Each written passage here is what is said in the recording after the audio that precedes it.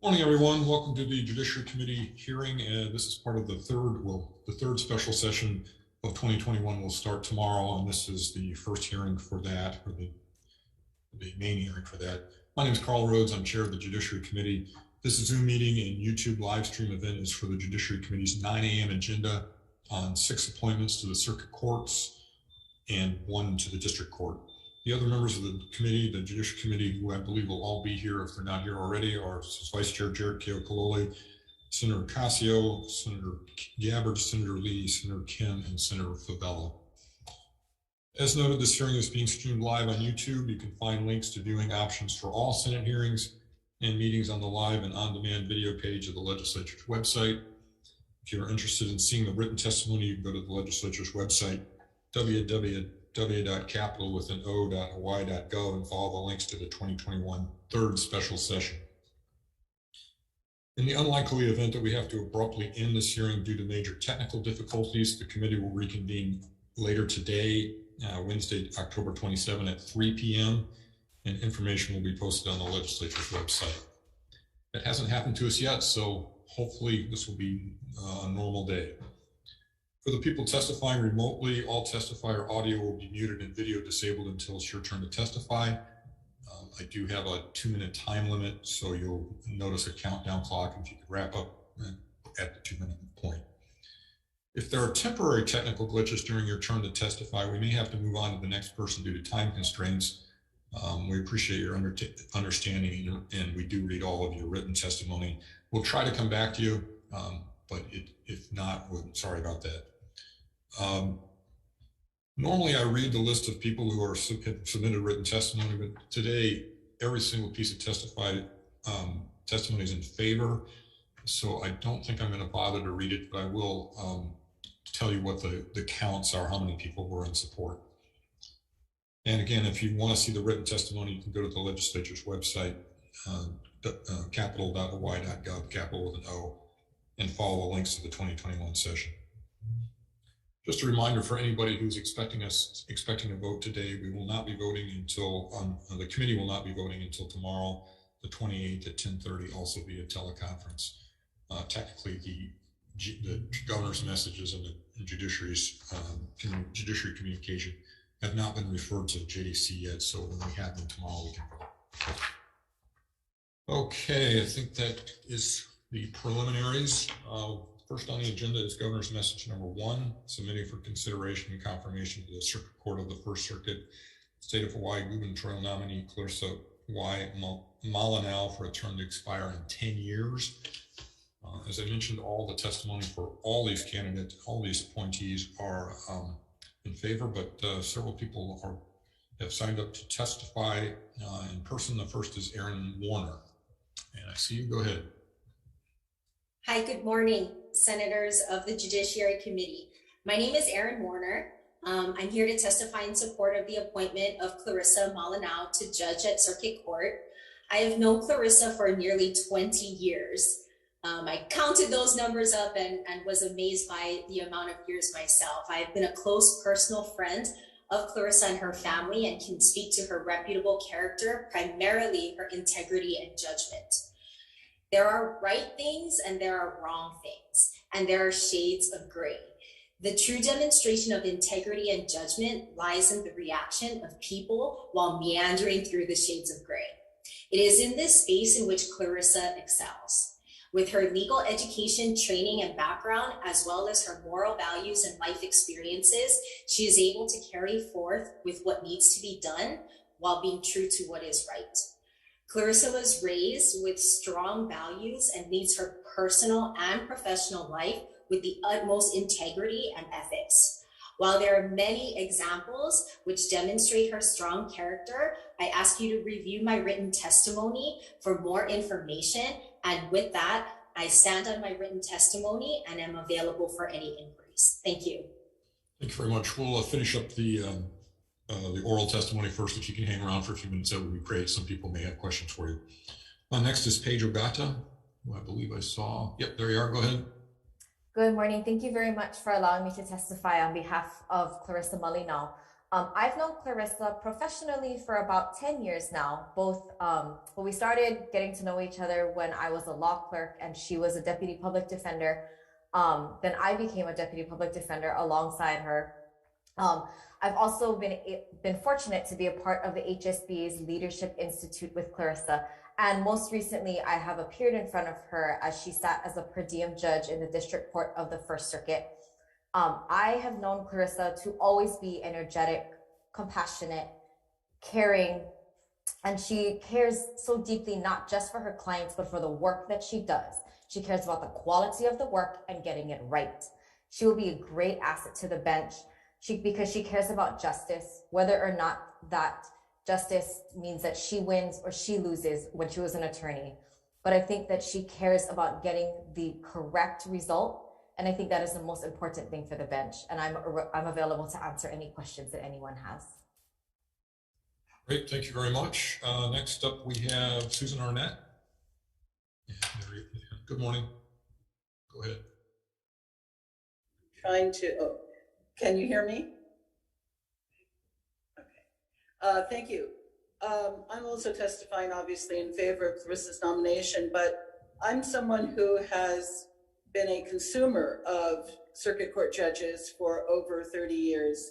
And I think the single most important attribute that someone can bring to the bench is a desire to learn, and recognition that this is just the beginning of the learning curve for them, that they will need to be learning the law and revisiting the law, both in statute, case law, and articles for the entire time they are on the bench. The worst thing that can happen is a judge who comes thinking they know everything and this is the culmination of their career. Clarissa falls into the first category. She has always been a student of the law. I worked with her as a colleague at the Public Defender's Office. I'm happy to say that we are friends. I know her whole family. And interestingly, although she was an only child and completely doted on by her parents, they set high expectations that they expect her to meet, both in education and in service to the community. And they exhibit joy in her accomplishments, but they never lose sight of the fact that you always have to continue striving to give to your community. I believe she will do that as a circuit court judge and wholeheartedly recommend her. Thank you.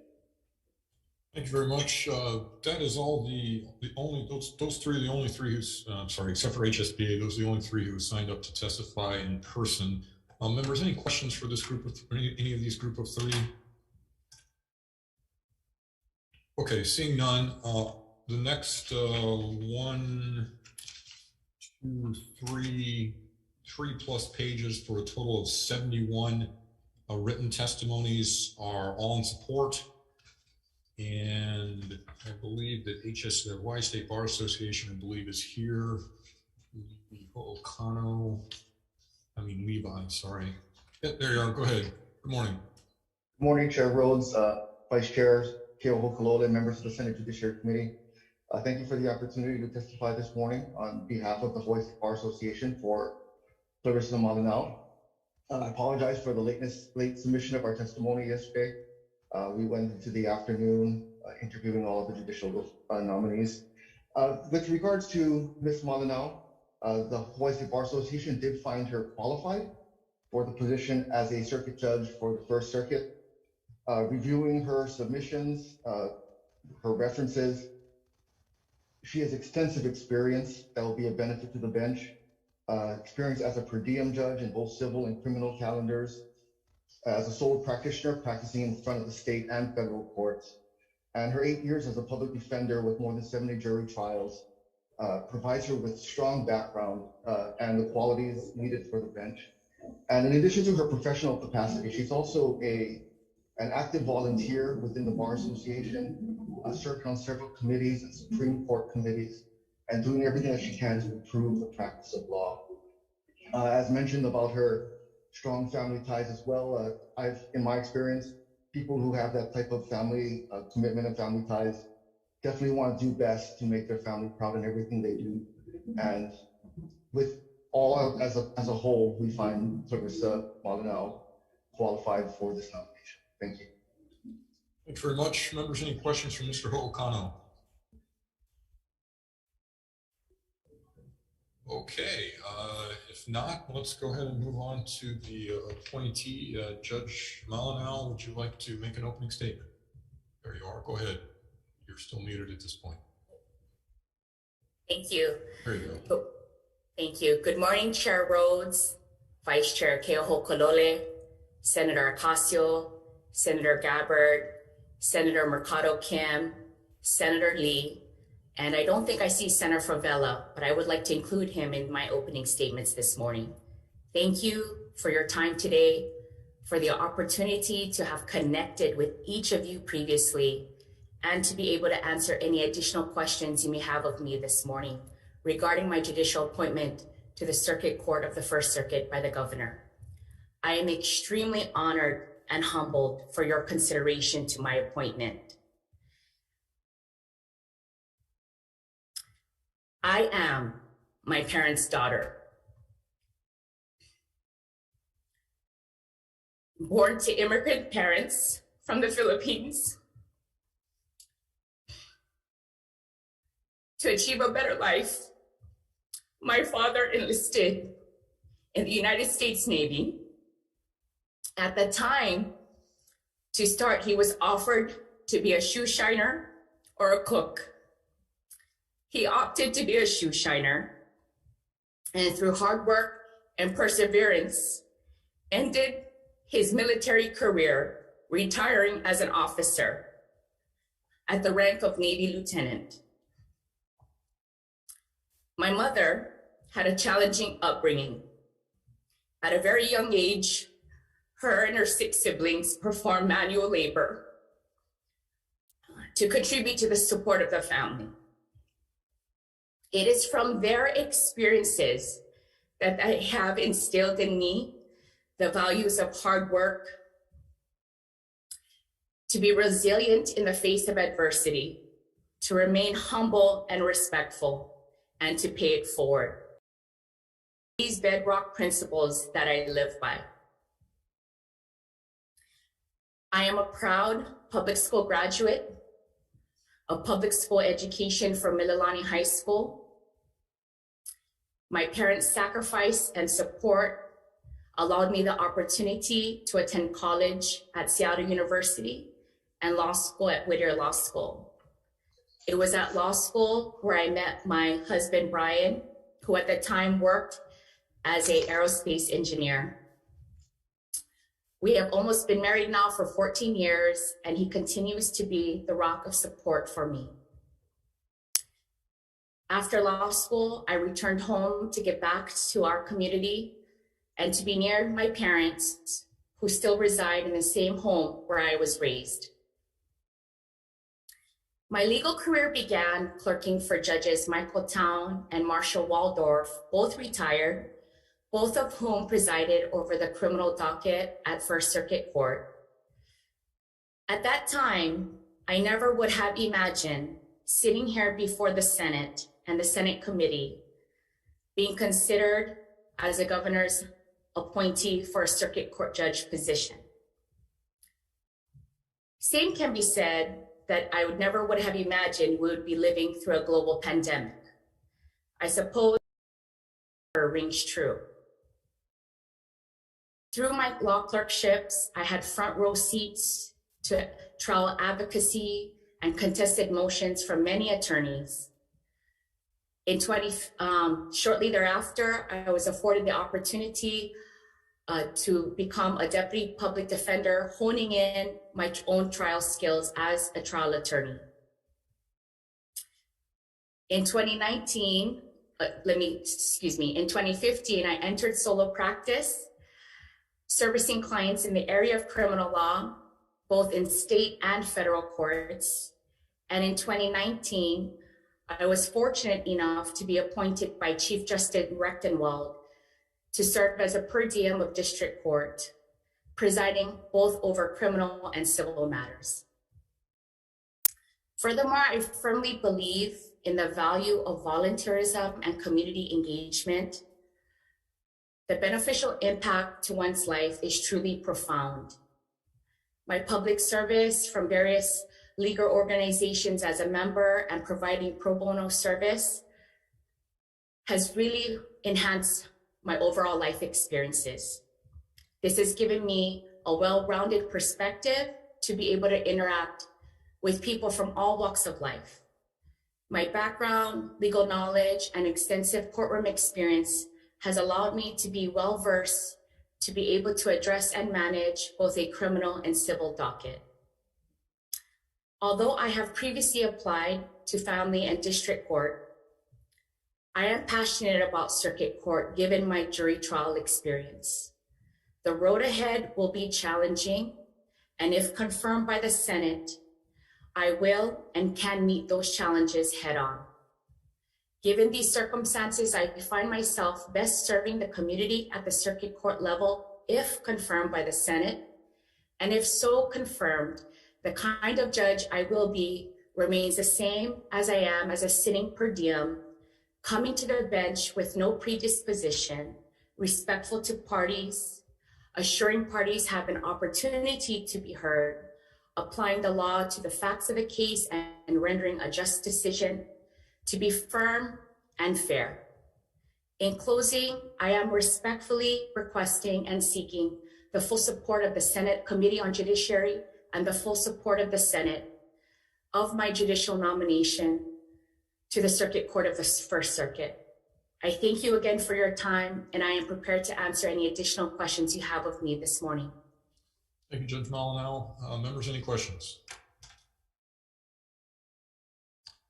Okay, I'll start it off here. So moving to circuit court, do you have a preference?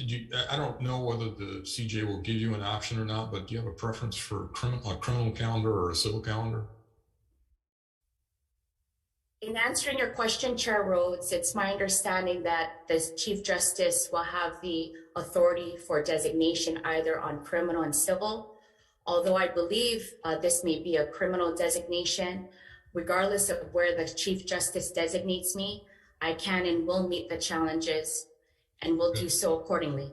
So if you are put on a criminal calendar, you'll be dealing with felonies.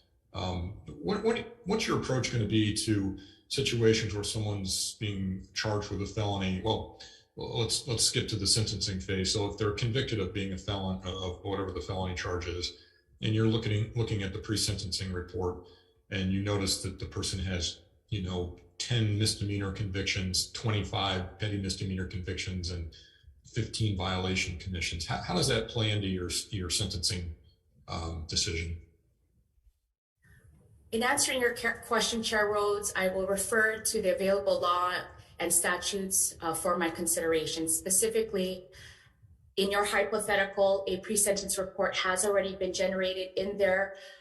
There has been noted your prior convictions of the individual, historical information, background, and with respect to the available statutes under 706, is there going to be a statutory provision for this particular individual that would require enhanced sentencing or repeat offender sentencing? Would this individual be eligible for probation? If so, if yes, why? If no, why not? There will be a total consideration of the available sentencing available that would be noted in the statutes as well as what's contained in the record before the court. Okay. Members, any other questions? Yes, I do. Senator Kim, go ahead. Thank you. Morning, Clarissa. Thank you very Morning, much. Senator Kim. You were very thorough in your remarks. You answered a number of the questions I would have brought up and that we've discussed. I just want to also say that I am impressed with your number of cases. You have quite a bit of experience in criminal cases. So your appointment is for 10 years, and I do ask this of all of the nominees that come forth. Are you committed to serving a 10-year barring, unforeseen circumstances? Should a position arise in higher up in the courts? Is that something that you're seeking and would leave before your time is up, or are you committed to staying for 10 years? To answer your question, Senator Kim, and it's a valuable question because I do appreciate and acknowledge the value of continuity of experience. And I believe that's what we've touched upon even in our personal meetings. As I sit here before the Senate Committee on Judiciary, I have not applied for any higher position. As I sit here before the committee, I have no plans on applying in the foreseeable future.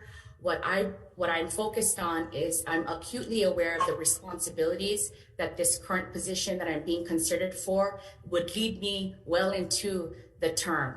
And so with that, I am fully committed. I am all in, Senator. You've been on the bench for 15 years approximately?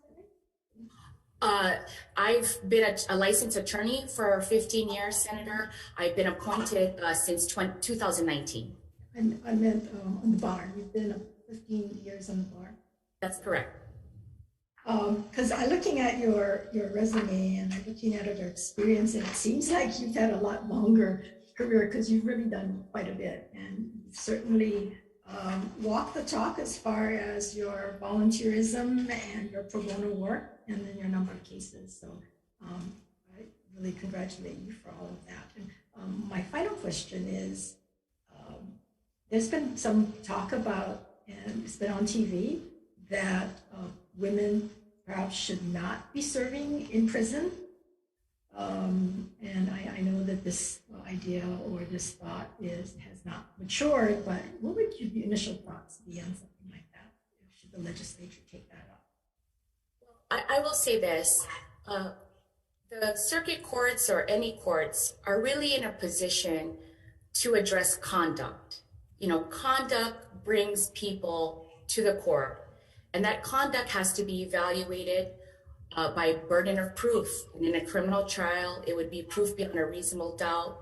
If it's a traffic infraction, alleged officer writes that the person ran a red light, it'd be a different burden of proof. And so we are dealt with the responsibility, and it's a very serious responsibility, and one in which I do take very seriously, in weighing all the appropriate factors to address conduct in a matter. If a person already has been convicted or has come before the court for sentencing, is to address that conduct. And given by statute, the conduct or type of sentences available are wide range for the court's consideration. And again, I bring no predisposition. This is purely hypothetical. It will be looked on case by case, but really finding what sentences are available and what would be appropriate given the law. And I will apply the law accordingly to the assessments of each case. And that includes whether it's no matter, regardless of gender. Okay, thank you. Thank you, Ms. Senator. Thank you. Members, any other questions? I have one more. Plea bargains are a fact of life, and probably more of a fact of life now that we have, I don't know how many hundred or thousands of backed up jury trials because of the pandemic. You know, occasionally you see these situations where someone is charged with something really serious and then they end up getting pled out to almost nothing.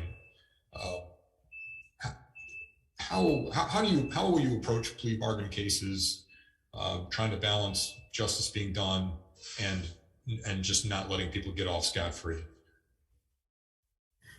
Right. To respond to your question, Chair Rhodes, I think by the time the court is aware of a plea agreement, because Rule 11 says the court may engage in plea discussions.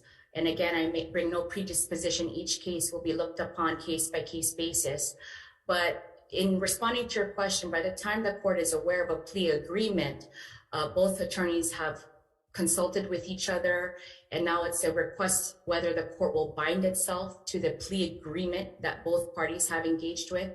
And my thoughts are this, sir, is that I would look to all the facts and circumstances to assure that that plea agreement is one in which was discussed with the family of the victim. And I say this because there is a victim bill of rights, And in that Victim Bill of Rights, it says shall, the prosecutor's office shall advise and confer with the family. And so I would like to know every factor for the court's consideration in order to make a well-informed and well-reasoned decision to that Rule 11 plea agreement. All right, thank you for that answer. Okay, members, any other questions? Senator Favela, go ahead. I was just wondering, in the area of hate crimes and what some issues, the balance of free speech rights against the need of control of offensive activities. What is your views on that? Thank you, Senator Favela. That is an important question, and one in which, again, it actually is similar in response to Senator Kim's question. You know, the court, and regardless if it's district, circuit, we will be responsible to address the conduct, the type of conduct that the person has engaged in, looking at the available law and statutes, and the matter of the case, whether if it's a person that has been found guilty beyond a reasonable doubt at trial or has pled guilty on its own accord or no contest, coming to court for sentencing, what would be the available law for the court's consideration to go ahead and impose accordingly, given that type of conviction at that point? Mm-hmm. Yeah, well, so you're up in Cornell, Big Island, right? Are you in Cornell, Big Island? No, sir. I am in Waipahu at the current moment in my office. Okay, Waipahu. Okay, the only reason why I'm bringing this up in Hilo, I know you're in Waipahu and your family, Mililani, yeah? Mililani? Yeah, that's correct, sir. Yes. Okay. I just wanted to ask a question that I never got to ask you before, and I'll just ask this now going forward because of all the upcoming litigations that's probably going to be happening going forward when the Department of Interior collaborates and gets together with going forward. I know it's not on our island, but it's on the neighbor island on the issues on the Mauna Kea. I'm not sure if you're familiar with that. That's the reason why I asked. And you answered it as best as you could about offensive speech and balance with offensive activities. What can you at least share a little bit about that? Well, I will just say this, Senator Favela, each case comes with it certain facts, and I cannot predict what those facts may be, the type of speech that was stated or the type of conduct that may have been displayed.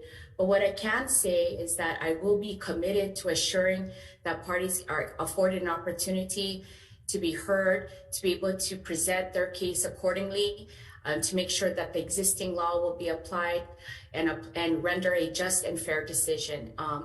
As with all due respect, sir, because there is pending litigation and possibly future litigation as related to this particular incident, which if anyone watches the news, we very well know what's happening. I will reserve comment on that in any further details, sir. Okay, thank you. That's all, Chair. Thank you very much. Thank you. Members, any other questions? Thank you. Members, any other questions? Okay, if not, thank you very much, Judge Malinau. We'll go ahead and move on to the next person. This is Governor's Message number 2. This is submitting for consideration and confirmation of the First Circuit Court of the First Circuit Judicial Nominee Kevin T. Morricone for a term to expire in 10 years. First up on Judge Morricone is another judge, retired Judge Bambi Hifo. I saw you here. There you are. Go ahead. And thank you, Chairman Rhodes and Judiciary Committee members. I have submitted testimony and I am in strong support of what I hope will become, respectfully urge you to provide Senate confirmation to the appointment of District Judge Kevin Morricone to the First Circuit Court. I'm a retired First Circuit Court judge and have known Kevin since 2008 when he became our law clerk. And he worked diligently throughout that year. It's usually a one-year clerkship, and then went on to private practice, and then to per diem judgeship, and now to full-time judgeship in the district court. And I know that he has served well the judiciary, and that his abilities to deal with the law, whether it's civil, which is what we were assigned to at the time, or criminal, are of the utmost best quality. And I also know that he has had what I consider, and I think you do too, but I don't want to be wrong about that, 6 years of bench experience, if you count his per diem experience, which other candidates have also had. And the per diem judgeships are why you're out working with, in this case, an excellent private attorney who I think is going to testify. That's Lyle Hosoda. And then the Chief Justice allows you, offers, and you get appointed as a per diem judge, and then you sit on those cases. And he had, before becoming a district family court judge, which you did confirm, he had experience in the per diem, so that his total experience is 6 years. And during that time, I'm sorry, Your Honor, I'm sorry to cut you off. It makes, as a former attorney, it always makes me nervous cutting off a judge, but your 2 minutes are up. Thank you very much. He's the best. Thank you. Next up is Richard Singh. Not present, Chair. Not present, but in support. And next is my old boss, who I'll also have a hard time cutting off, Lyle Hosoda. Go ahead. Good morning. You're still muted, though. There you go. No, you're still muted. There you go. Good morning, Senators. Thank you for the opportunity. This is the man for the job. I've known him for 20 years. This is my 40 years in practice. All I do is stand before judges. I've also been on the Federal Judicial Selection Committee for the last 2 magistrates. I do and evaluate judges daily for the last 40 years. We're very fortunate to have this opportunity, and the need is now. I was in court the other day, and Administrative Judge Browning looked down at me and said, "Judge Ayabi is retiring at the end of this month. It's only Judge Chang and myself that are older than you, Lyle." And I kind of smiled at him and looked around and realized that I'm the old man in the room.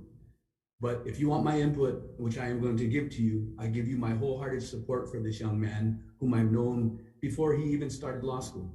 He came to work for me kind of saying that he was going to experience what the law was like in that first year before he went to law school.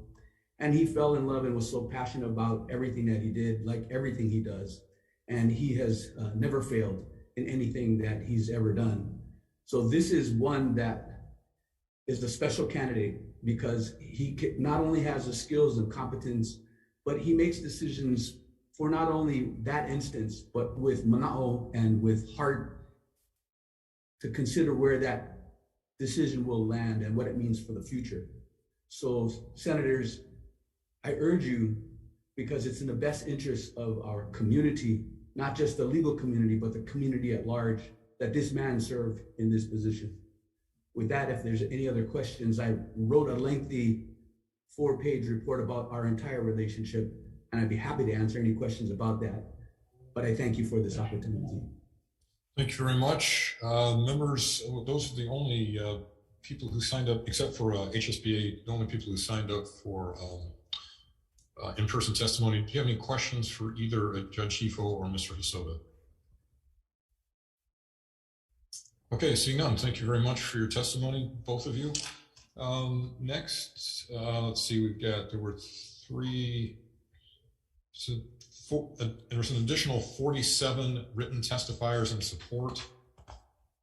And I believe Levi O'Connell is still here for HSB. Go ahead, Mr. O'Connell. Good morning again, Chair Rhodes, Vice Chair Keohokolole, and members of the Senate Judiciary Committee. I'm glad I had some time to recompose myself after Ms. Malinao's opening statement. With regards to Judge Morikone, as young as he looks, he's an extremely experienced attorney and judge, both in practice and on the bench. From interviewing Judge Morricone and consulting with our members know Judge Morricone as a knowledgeable and fair judge, and he affords everyone their day in court and an opportunity to be heard. The Chief Justice has confidence in him and appointing him to several judiciary committees that evaluates the entire judicial system and the processes. He served as a per diem judge and as a district court judge. And while he was sitting as a district court judge, he had a temporary assignment to the circuit court. So he's already doing the job and is well experienced and versed in the procedures and the law and the issues that he's going to face as a circuit court judge, as a permanent judge. We have every confidence that Judge Morricone is qualified for this position. And other than his judicial experience, Mr. Hosoda would know this, and he didn't mention it, but Judge Morricone is also very accomplished outside of the law. He's a very accomplished musician in the Hawaiian language, and he's very extremely well-rounded and community-minded. And so with all of this, Senator, we do find Judge Morricone qualified for the position as a circuit judge in the First Circuit. Thank you very much. Any members, any questions for Mr. Ho'okano? Okay, thank you very much, Mr. Ho'okano. Judge Morricone, would you like to make your opening statement? Thank you, Chair Rhodes, Vice Chair Keohokalole, Senators Ocasio, Kim, Favela, Lee, and Gabbard. Good morning. Thank you for previously meeting with me and for holding this hearing today. I would like to thank Governor Ige for his nomination and everyone that has provided testimony with regard to my nomination. By way of background, I was born and raised in a working class family in Kaimuki. My father worked as a budget specialist for the DOE for over 40 years, and my mother taught at Noelani Elementary School and retired after teaching approximately 30 years. My older brother followed in my mother's footsteps and holds a doctorate in education. He taught at Roosevelt High School and is now a vice principal at Royal Elementary School. My younger sister followed me into law school, and after a few years in private practice, she is currently working at a local bank. We are a reflection of our parents' values and work ethics. We are also proud products of the public school system. We all graduated from Kalani High School and then went on to UH Manoa. I obtained a BA in political science and a certificate in ethnic studies. And after graduating, I took a year off from school and worked for Lyle, Hosoda and Associates. I worked as a receptionist, as a messenger, as a legal secretary. And by the time I left for law school, I was doing paralegal work. In 2004, I went to law school, and during every break, whether winter break or summer break, I would go back to Lyle's firm and work as a law clerk. While in law school, I met my wonderful wife, Jess. We have been married 11 years. Jessica is a senior HR consultant with the Hawaii Employers Council, and we have a 9-year-old son and a 4-year-old daughter. After graduating from the William S. Richardson School of Law, I had the honor and pleasure to serve as the law clerk for the Honorable Eden Elizabeth Hefel. And I believe, and unbeknownst to me at the time, it was Judge Hefel that planted a seed in the back of my mind of one day possibly becoming a judge. During my clerkship, Judge Hefel presided over a civil calendar and was also assigned to preside over the asbestos cases and agency appeals. My clerkship ended in the fall of 2008, and I returned to Lyle's firm as an associate attorney. I worked hard gaining his trust and developing my reputation amongst the civil litigation community as we primarily practiced on the circuit court civil calendar. In 2011, this work paid off, and I was asked to become a partner of the firm. In the fall of 2015, I was appointed as a per diem family court judge, and in April of 2018, I was appointed as a full-time family court judge.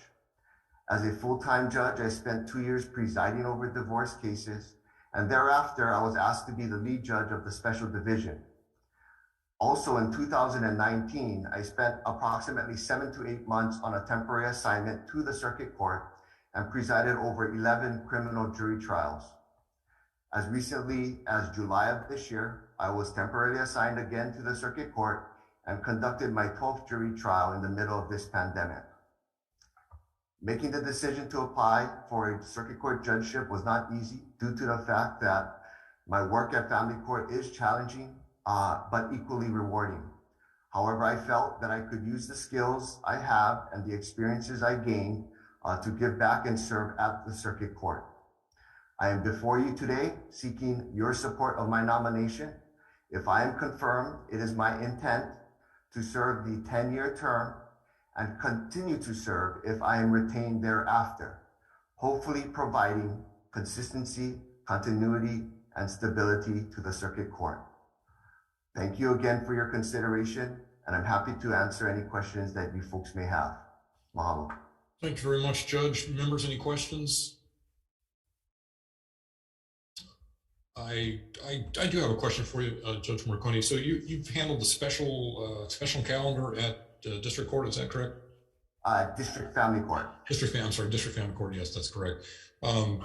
So you've had to deal with involuntary commitments, Assisted Community Treatment Act petitions, that sort of thing. That is correct, Senator. So when you get to assuming you get to circuit court, when you have a defendant in front of you, and this would be in the criminal side if you end up on the criminal side, if you get a defendant in front of you who is pretty clearly, from your experience in that situation, that in the special calendar, that it's pretty clear that they have some kind of serious mental illness or a substance abuse problem, how do you approach those cases? I think it's important to identify those issues up front. Oftentimes, whether it's defense counsel or the Office of the Public Defender, they're very aware of those issues and they'll raise that with the court. Quite frankly, based upon my experience here at family court, it's difficult to create any type of change if the underlying issues, such as mental health issues or substance abuse issues, are not addressed. And that would be my approach should I be assigned to a criminal calendar at circuit court. Okay, thank you. Members, any other questions? Yes, good morning, I do. Senator Kim, go ahead. Thank you. Good morning. Good morning, Senator. Good morning. Thank you very much. I know we've talked about this, and I just wanted to go over that you've been serving. We appointed you in 2018, so you've been serving approximately 3 years as family court judge on a 6-year term.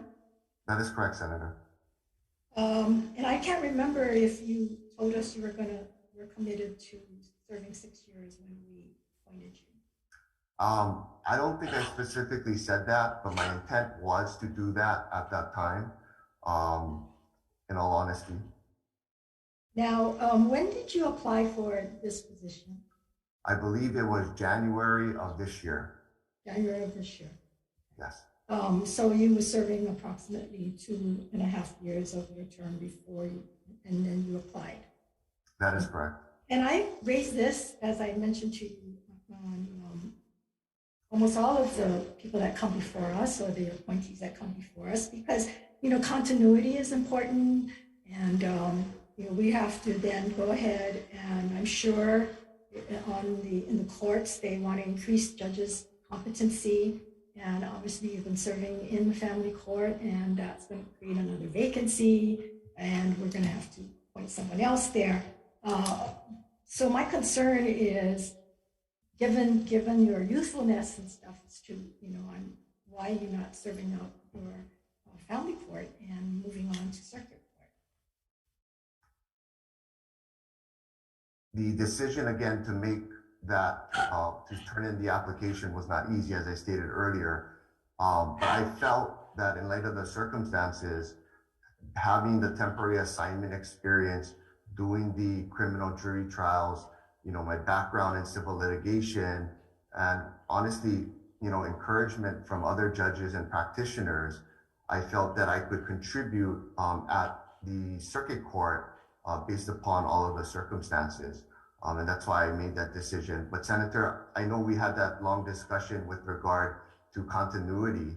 And that's why in our discussion, I committed to you that it is my intent, as I stated in my opening statement, to serve out my 10-year term and hopefully serve out longer, provided I am retained by the Judicial Selection Commission. and provide that same continuity at the circuit court level. Okay. So this position is for criminal, although the CJ could put you in civil, right? But this position is for criminal. That is correct. And so I've heard the testimony, but I can only go on what you submitted, and I'm looking at your what you submitted, and you seem to not have put down, or you don't have a whole lot of experience, given the fact that you've been a per diem judge and a judge when it comes to criminal jury trial cases 0000, criminal non-jury trial cases 111. So your experience seems to not be there based on what you've submitted. And you say that you spent 90% of your time as a judge in family court, which is obvious, and 10% in criminal trial litigation for else zero. So I just can't seem to compute the experience part. I think, Senator, thank you for the question. I think the experience part is confirmed with the fact that the judiciary temporarily assigned me to the circuit court. I was there for 7 to 8 months in 2019. I presided over 11 jury trials. I was sent back multiple times since then. And as recently as July of this year, conducted my 12th criminal jury trial in the middle of the pandemic. Quite frankly, I think if the judiciary didn't have that confidence in me, and if I didn't do a good job the first time around, they wouldn't send me. That being said, there will be a lot of things that I will need to learn and I will need to grow on the criminal calendar if I'm assigned to that calendar. But I'm going to approach it the same way. When I came to family court, I had zero experience in family law, other than the cases that Laya would tell me, hey, go down to family court and do this for my friend or whatnot. Other than that, we practiced all in civil litigation. But what I did when I was appointed as a per diem is I immersed myself in family law. I went and watched other judges. I did the necessary preparation, case law research, statutory research, and I got up to speed. And that's the same approach I will take, Senator, if I am to be confirmed and if I need to sit on a criminal calendar. Well, I guess that's my concern. You had no experience in family court, and you've had to increase your competency there, and you did all the work to do that. And yet, in 3 years, you want to move on, and we don't see the fruits of that. I need to be consistent because I have previously looked at other judges, and we've looked at whether or not how they stack up as far as their experience. And it seems as though based on everyone else that we were appointing or we're confirming today, as well as the ones that did not get selected by the governor, one male and one female, and they all far exceed the experience that you have. And you have that opportunity of gaining that experience because you're already a district court judge. The other concern that I have is I looked at everybody talks about community and your pro bono work. You say I have not provided pro bono legal services since becoming a full-time family court judge. But I looked at everybody else and they all did pro bono work even though they were a judge for a short period of time. So is there a reason why you haven't done pro bono work? Well, for me personally, I don't necessarily think, if other judges choose to do that, that's their decision. But after becoming a full-time judge, especially, I try to stay out of being an advocate on one side or the other. Even if friends were to call or whatnot, I might talk to them about their situation, but I wouldn't then provide them with legal services and help them because I don't necessarily think it would be proper based upon my employment as a judge. So you don't think doing pro bono work gives back? for the community? And I do believe it gives back. And when I was in private practice, I was able to do that. One of the most rewarding experiences was giving back pro bono services to the OIA because growing up, going to Kalani, I got to have the benefits of the OIA because I played baseball and soccer throughout high school, ran cross country, etc. And during the time that I was in private practice, we were able to provide pro bono services to the executive director, Dwight Toyama, and then Ray Fujino, and then also all of the principals and ADs of all of the public schools here on Oahu. I enjoyed that, and I still keep in touch with some of them. It was nice seeing my former principal, and catching up with her as to what has progressed.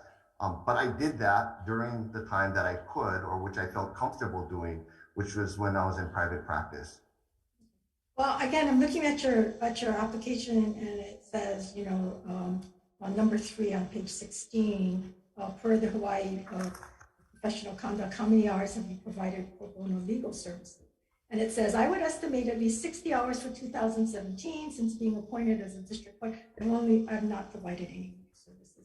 So you only show 60 hours in 2017. It's pro bono work. You don't show anything else on that. So again, just compared to everyone else and compared to those that were passed over, it seems as though your experience and your community services, and I'm looking at your questions, and most of it is blank. As far as community, it's blank. So it was difficult. I had a difficult time in our interview because there wasn't that much I could ask you. And we certainly supported you as a district court judge for family court, and hope that you would have, gained a lot more experience there. So I just wanted to raise those concerns that I have, and again, being consistent and looking at the most qualified and the most experienced of the judges that's been appointed. I just find that experience is lacking, and that had a lot of opportunity to continue as a family court judge and to gain that experience and grow and give back to the community. So, thank you. Members, any other questions? I have a question. Senator Keokalole. Thank you, Chair. So being here, good morning, Mr. Morricone. So, when we spoke, we talked a little bit about how there are obviously systemic issues that exist outside of the judicial process that in family court impact the lives of individuals that come through and ultimately impact your administration of cases. And I'm wondering how you feel about that moving into criminal court, kind of following off of Senator Kim's questions, because there's not a lot because you don't have an extensive amount of criminal court background. I'm wondering how the systemic issues that exist outside of the criminal process, how you're going to deal with those in administering criminal court cases. It's not necessary to have criminal experience going into the circuit court, and usually there's I think a tendency in the judiciary to move active practitioners, to not place active practitioners on the bench in areas where they, have been practicing recently. So I don't think it's a barrier or anything, but I think there is a little bit of concern that there, on my part, about if you proceed on the criminal calendar, whether the public will have some assurance that as you go forward and administer cases, there is an appreciation for how these larger issues outside of the process impact the total amount of work that you have to do on a daily basis in the criminal calendar. Thank you, Senator. I think I would approach, work on the criminal calendar the same way that I approached working here at family court. Again, put in the time, immerse yourself in the area, and, make observations of how things are going. But the other thing I think is important too is that sometimes when you bring somebody from a civil background into a criminal court or a civil background into family court, that person also brings different perspectives. And that's what I'm hoping to bring if I were to be assigned to the criminal court. Are we doing it the best way that we can? Are there other ways to address these issues? Are there things that we can do up front to divert them so that they don't even come before the court and, continue down that path to try to break up that system or that circular type of situation? So that's what I would try to do should I be confirmed by the Senate. So I can appreciate that, but at the same, that cuts both ways. Someone who comes from the outside can have meaningful and innovative perspectives that can improve the system, but there's no guarantee that that person might not have antiquated draconian views about how the system should be administered. And without some meaningful substantive background in your application materials, we're sort of left to make assumptions based off of the recommendations from the broader community about your personal integrity and capability. And that's a little more difficult. We had this issue come up before with judicial nominations. You can participate in access to justice in the multitude of criminal justice. There was the criminal justice reinvestment push, but in particular, access to justice issues are easily, I think, neutrally administered types of programs that judges can participate in. And I'm just a little concerned that we don't have a lot of background on how you would treat those types of cases because you don't have background on it. And again, that's not to be unfair and judge that you're incapable of getting it right, because it's just we don't have it. I don't feel like there's a lot in the record for us to conclude one way or the other. And I think you should have the opportunity, and so it's a concern of mine, and I think you should have the opportunity to address it in a public hearing.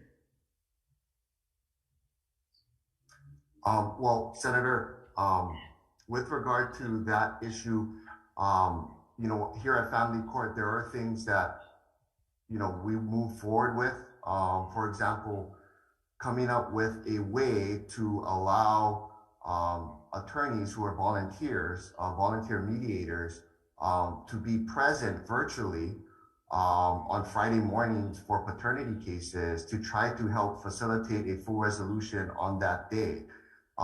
Those are things that we implemented here with coordination with the bar, coordination with, the staff here, so that we could put that program into place and use that program going forward. Now, even after the pandemic is over, I'm hoping that they will continue on, or we will continue on with that program.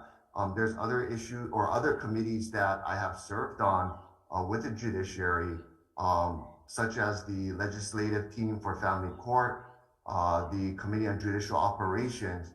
So it's not that I'm not, spending my time doing other things. I'm putting in the time to help on those committees, etc.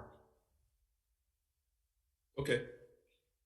I appreciate your answer. Thank you, Chair. Can I just follow up on that? Let me ask a question first, and I'll come back to you, Senator Kim. So the cases that you, I think I agree with you that the power that the leadership at judiciary wouldn't have assigned you to the circuit court if they didn't think you could handle the cases. You said you'd done 11 criminal trials at circuit court already? That is correct. And they're all felonies, right? No, this was domestic violence abuse cases on the 8th floor at Alaquer Street. Okay. That's generally oftentimes the calendar that new circuit court judges will start off on. And again, I really enjoyed the experience there. I enjoyed working with jurors. How long were these cases? I mean, a jury trial can be 2 hours and it could be 2 weeks. What are we looking at? I would say 2 to 3 days on average. Okay. Were any of the cases that you decided, have they been overturned on appeal? None. Okay. All right, Senator Kim, go ahead. Thank you. Just to follow up, going back to your other outside work, and you mentioned that you serve on committees. Is that the 2 committees that you serve on? Or is there others? Committees or so forth? Offhand, those are the ones that come to mind. There are other prior committees where it was to implement, for example, the new change in the paternity law, creating, the new or reducing the amount of confidentiality with regard to those cases. That all had to be implemented. We had to work statewide to implement that within the judiciary, et cetera. So what other committees or what other administrative committees or that you volunteered for besides the 2 and the one you just mentioned? Is that it? Offhand, that's all I can recall at this time. Okay. Because I've seen many others that are on many committees. How about access to justice that was brought up, the Access to Justice Initiative? Have you been involved in that at all? Have you participated in that at all? Well, as I mentioned in response to Vice Chair's question, we went ahead and implemented a volunteer settlement master program for Friday morning paternity cases that would facilitate, ideally, a full resolution between the parties that morning so that they would not be required to come back to court. And all of that took coordination with the family court bar, with the staff here and the judges. Okay, so you were involved with Access to Justice Initiative. Well, that was my own initiative. I came up with the idea. Right, but so you've not been involved in Access to Justice. You've not been involved in some of these additional kinds of programs. Yes, that's fair. Okay, thank you. So Judge Morcone, I think I read in your intro that you speak Hawaiian, or you took Hawaiian for several years, which of course is an official language of the state, but. I did. I don't speak Hawaiian. I took Hawaiian at UH and also really appreciated and was interested in Slaki and traditional Hawaiian music. I don't claim to be Hawaiian at all. I am not. I have a lot of respect for the language and the culture. And I continue to, enjoy Hawaiian music. Why did you decide to take Hawaiian in the first place? My thoughts coming in was, this is where I'm born and raised. This is where my family has been for 4 or 5 generations. I thought it was important to learn about that, just like taking ethnic study courses in addition to political science courses. All right, thanks. Yeah, I'm sorry, Mr. Chair, I got one last question. Sure, go ahead, Senator Kim.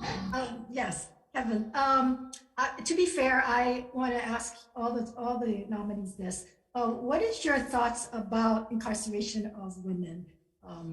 Again, that is something that I think will be coming up in possibly a bill. And I just wanted to get a sense of sitting judges as to, what's your sense on that and what could be the alternatives? Thank you for the question. I'm not necessarily familiar with that movement at this point in time. Obviously, my mind is open to learning everything, all new things. But quite frankly, I think that would be a matter of policy for the legislature to look at and to address and see whether there would be agreement. And from the court's perspective, it is to carry out what the legislature has passed. Well, I appreciate that, but based on the fact that you folks see the cases, the intensity of some of these crimes that are committed, or the felonies or misdemeanors, and whether or not it's advisable that women not be incarcerated. And I'm like, I agree that it hasn't come to fruition to know, well, is it just misdemeanors that, we're not going to incarcerate them, and felonies we will, but a sense of sitting judges is to, what do you think? You think that, that's good, or that there should be consequences and we shouldn't look at that, or? I think we should always keep our minds open with regard to alternative solutions, because as we talked about earlier, sometimes if you do not address the underlying issues, the behavior will not change. So in that regard, I think that could be, a way to look at and classify certain offenses or crimes as something that, the legislature believes there should be no possible penalty of incarceration. And if that's the case and the law is passed, then my job is to follow that. Okay, thank you. Thank you, Mr. Chair. Okay, members, any other questions? Yeah, Chair. Senator Favela, go ahead. Just a couple of things that kind of piqued my, I want to have to ask the questions. One of them is, was talked about is that, the pro bono and the community service and stuff like that. For me, it's for anybody, not just you as a judge going forward. Just as a community person, to give back to your community where you're from. I know you probably do a lot of giving back by talking to your friends and family and not giving total legal advice. But just to talk on that. And then the other one is we talked about if they never have confidence or that you wasn't qualified enough, they wouldn't have put you in the First Circuit Court in as a temporary or whatever you want to call it. But don't we have a shortage of judges now?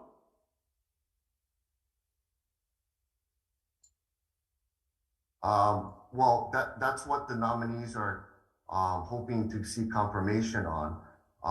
So there are vacancies currently at the circuit court. And my hope is that, with your folks' support, that I'll be able to fill one of those vacancies. The reason why I bring this up is that I'm not saying that you're not qualified or you're qualified, but because of the shortage, they grabbed you from family court to put you in the other courts system because they didn't have enough judges. And then going back to your fulfilling of your, you get 6 more years? How much years you have in your term? About 2.5 more years left. 2.5 more years.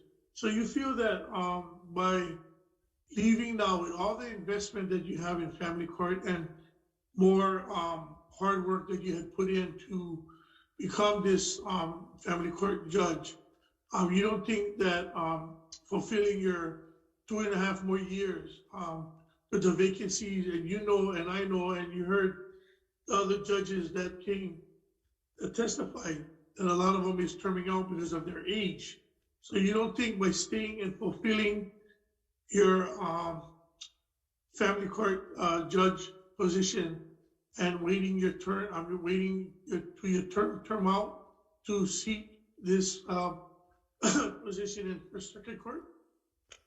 Well, Senator, I appreciate the concern and the question, but I really believe that based upon the experiences that I've had and the skills that I've gained throughout private practice and then now as a sitting judge, I can serve and provide those services at the circuit court. Okay, thank you, Chair. Thank you. Members, any other questions? Okay, thank you, Judge Morcone. Before we start on Governor's Message number 3, I'm going to take a quick recess here. It's 10:09. Let's go into recess until 10:12. 10:12. Be right back.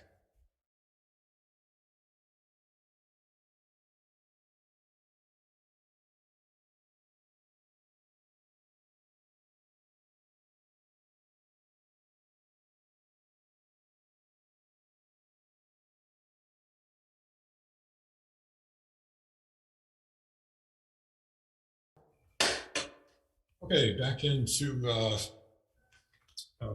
session on our 9 o'clock, the Judiciary Committee's 9 o'clock agenda. We have talked with Judge Malinow and Judge Moricone. Next up is Governor's Message number 3 for Shanlin A.S. Park, submitting for consideration and confirmation of the Circuit Court of the First Circuit State of Hawaii gubernatorial nominee for a term to expire in 10 years. First up on GM3 is Richard H.S. Singh. Not present, Chair. Not present. He was in favor. And then after that's the only in-person testifier that we had on GM3. There are additionally 48 more written testifiers in support. And then I believe Levi Ho'okano is still here. Yes, go ahead, Mr. Ho'okano. Good morning again, Chair Rhodes and members of the committee. On behalf of the Hawaii State Bar Association, we did find Ms. Park to be qualified for her nomination to the Circuit Court of the First Circuit. Ms. Park has a full range of legal experience, both as a federal public defender and in private practice. It gave her broad background in both criminal and civil law. And our members give her special consideration for her integrity, which is a strong focus. Members have stated that with Ms. Park, a handshake is enough. And that says a lot in an industry where we get everything in writing. She is community oriented, having served on the Hawaii State Bar Foundation as our treasurer. If she gets confirmed, we're going to miss her dearly because she will have to resign from the Bar Foundation board if she is appointed as a judge. Involved with the legal aid and other community organizations. And she really thinks things through in her thought process in looking at a case or going through any kind of decisions she has to make. She does give the careful consideration and weighs all of the facts to the legal issues. So looking at the totality of her application, her references, and speaking with Ms. Park directly, the Hawaii State Bar Association does find Ms. Park to be qualified for her nomination to the Circuit Court of the First Circuit. Thank you, Chair. Thank you, Mr. Ho'okano. Members, any questions for Mr. Ho'okano? Seeing none, thank you very much. Ms. Park, would you like to make your opening statement? Thank you very much, Chair. Good morning, Chair Rhodes, Vice Chair Kaho'okalole, and members of the Senate Committee of Judiciary. My name is Shanlin Aloha Keao Souza Park. I'm here as a judicial nominee for the First Circuit Court. I would like to thank Governor Ige for nominating me and this committee for considering my nomination. I'd like to thank all of you personally for taking the time to meet with me and to question me about my background and my experience. I appreciated the process and I learned from all of you. The other day I was speaking to Senator Lee and he asked me how I felt about the process. And I told him it was really unsettling for me because as an advocate, I'm not used to advocating for myself. I can look at a case, I can assess the facts, I can research the law, and then I can present a specific argument that I want to make. But when it comes to advocating for myself, I was taught and raised to be humble and to let my actions speak for me. So in this process, it has given me an opportunity to reflect upon my life, my career, and my values, and the impact that I can continue to make in this community. And so for that, I am grateful. I am proud to say that I was born, raised, and educated in Hawaii. My parents were born on the island of Kauai and moved to Oahu after getting married. My father was a homicide detective with the Honolulu Police Department for 41 years, and my mom worked for Liberty House. I had the benefit of being raised by incredibly supportive parents who encouraged me to work hard, be kind, and to always do more. My parents are my foundation, and their love and support continue to guide me. They have provided me with support through law school that allowed me to fulfill my dream of becoming an attorney. When I was studying for the bar exam, my mom took the time every night to write me a Post-it note, a little words of encouragement. And those notes meant the world to me. And I will tell you that I still have them. And on really rough days, I pull them out and I think of the words that my mom wrote to me and I reflect upon them. I'm married. I have been for 20 years. My husband is Ku'uhaku. He is a wonderful, supportive man. I could not be happier with him. We have two beautiful children, Kamalu and Kahiao. And just about 6-7 weeks ago, I had to relocate my son to San Diego. He's now attending UC San Diego. And as a mother, that was a really hard thing to do, but it was a necessary step for him as he continues in his life journey. I'm proud of the man that he's become, and I look forward to seeing where life takes him. But he better come back home to Hawaii with that education and do something good here. I just want him to know that. My daughter is 16 years old, and I've watched her grow and develop into a wonderful young woman. She's kind, she's gracious, she's intelligent, and she is strong. As a teenager, she has given me a greater appreciation for the patience that my mother had with me when I was 16. But just like my mom was to me, I want to be a role model for my daughter and demonstrate to her that the sky is the limit. From when I was a little girl, I wanted to be involved in the law. I guess you could say that my father inspired me by being as a police officer. I spent many nights waiting for my dad to finish an investigation and sat at the old police station in the old Sears Roebuck building, waiting for him to take me home. I watched how hard he worked to try to make our community safer. I didn't even know that being an attorney was even a possibility until I saw my neighbor, Jackie Earl, go to law school. She was in her 30s, she was raising her daughter, and here was this woman going back to school and learning something new and taking on this task. And watching her go through it inspired me, and it made me have that dream. I have enjoyed being an attorney for 26 years. I've enjoyed the challenges that the profession has provided, but more importantly, I'm fueled by my ability to be able to help people. This truly motivates me, and it has allowed me to have a very fulfilling career as both a public defender and in private practice. As a public defender, I saw the worst in society, but it was my duty as a defense attorney to hold the government to its burden of proof and to always resolve a case for my client fairly. This did not mean that my client avoided the consequences of perpetrating a crime, but rather my representation ensured that the laws were applied justly. I have applied those same principles in private practice, and I have tried to apply those same principles when I do community service work. Throughout this process, I have been asked numerous times why I want to be a judge, and my answer is simple. I want to continue to help people resolve their differences and to move forward in their lives. I will do this by listening to the parties' concerns, take the time to understand the issues raised, apply the law in a fair and just manner, and explain the basis for the decisions that I made. I believe it is important for people to be heard and that they be provided with an explanation regarding decisions that greatly impact their lives. I truly appreciate this opportunity to give back to the public and to serve the public again, so that I can continue to help people and do what I truly, truly enjoy. Thank you so much for this opportunity to speak with you this morning, and I'm happy to answer any questions you may have. Thank you, Ms. Park. Members, questions? I'll go ahead and start then. So you were a public defender in the federal system for quite a few years, from 97 to 17, right? Yes, 2017, yes. 2017.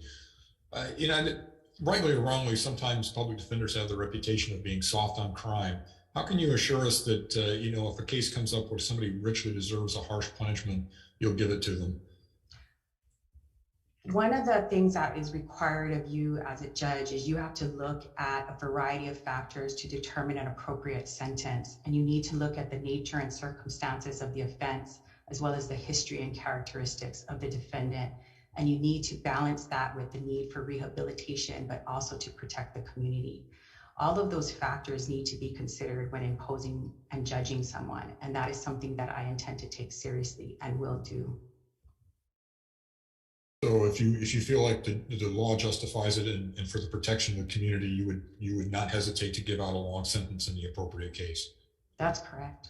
Okay. All right. Thank you. Members, any other questions? Senator Keohkolole, followed by Senator Kim. I want to piggyback on that because that's a really good question from the chair. How do you balance that with the changes and the recognition that has come over the last, I don't know how many years you want to say, that the criminal justice system is flawed in a lot of ways. You worked in a federal criminal system that during a period where mandatory sentences for drug crimes were given out consistently over a very long period of time, that both parties federally have now recognized was a mistake. And so I certainly agree with the direction the chair is going. People who do bad things should be held accountable for them. But in line with the questions we asked earlier, there are clearly systemic issues that have contributed to the problem, or at a minimum have not made things better in the way that they were intended. And so I'm wondering how you balance the two, because that's a real problem that we're dealing with now. I think that's very important. And that's why the sentencing factors, that's one factor that you look at, the need for rehabilitation, the need for mental health, education, vocational, or substance abuse treatment as something for consideration for purposes of sentencing. So there is that ability to balance all of that when imposing a sentence on an individual.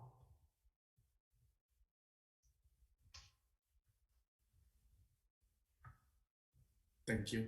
Okay, thank you. Senator Kim, go ahead. Thank you. Staying on that line of sentencing and consequences, again, should the system be discriminatory in the sense that, women shouldn't be incarcerated for certain misdemeanor type crimes? I mean, is that moving in the right direction? Or, I know women like to be treated equally, equal pay, equal this, equal that. And yet we're looking at possibly a proposal to treat them differently when it comes to sentencing or incarceration. What are your thoughts on that?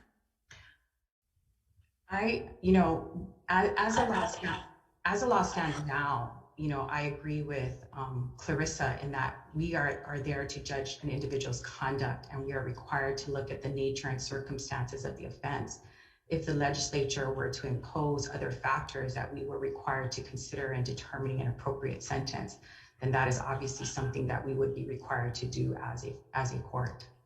Right. I'm not necessarily asking you this as required by the court, but you've been a public defender, you've been in private practice, you've seen a lot, and you've come across a lot of stories and reasons why people do what they do, and yet at the same time, you have balance what are the consequences and how do you deter people. So should there be a difference in how men and women are treated when it comes to incarceration? I think what we need to look at is, I'm sorry, Senator, did I? No, go ahead. I think what we need to look at is an individual's conduct, and I think we need to look at their history and their circumstances and the actions that they've taken with respect to the offense, as well as actions that they've taken to rectify that offense in determining what would be an appropriate sentence. And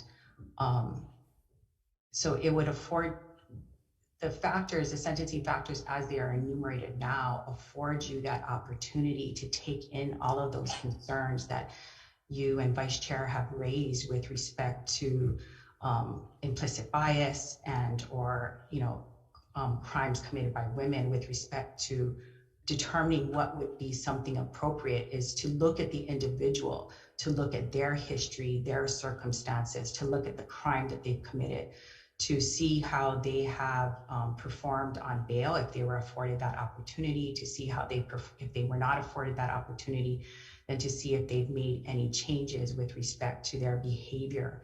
But also looking to see that in order to ensure that there isn't recidivism, that you look at solving their underlying issues by treatment. And I think treatment is a very important component of sentencing that should be considered.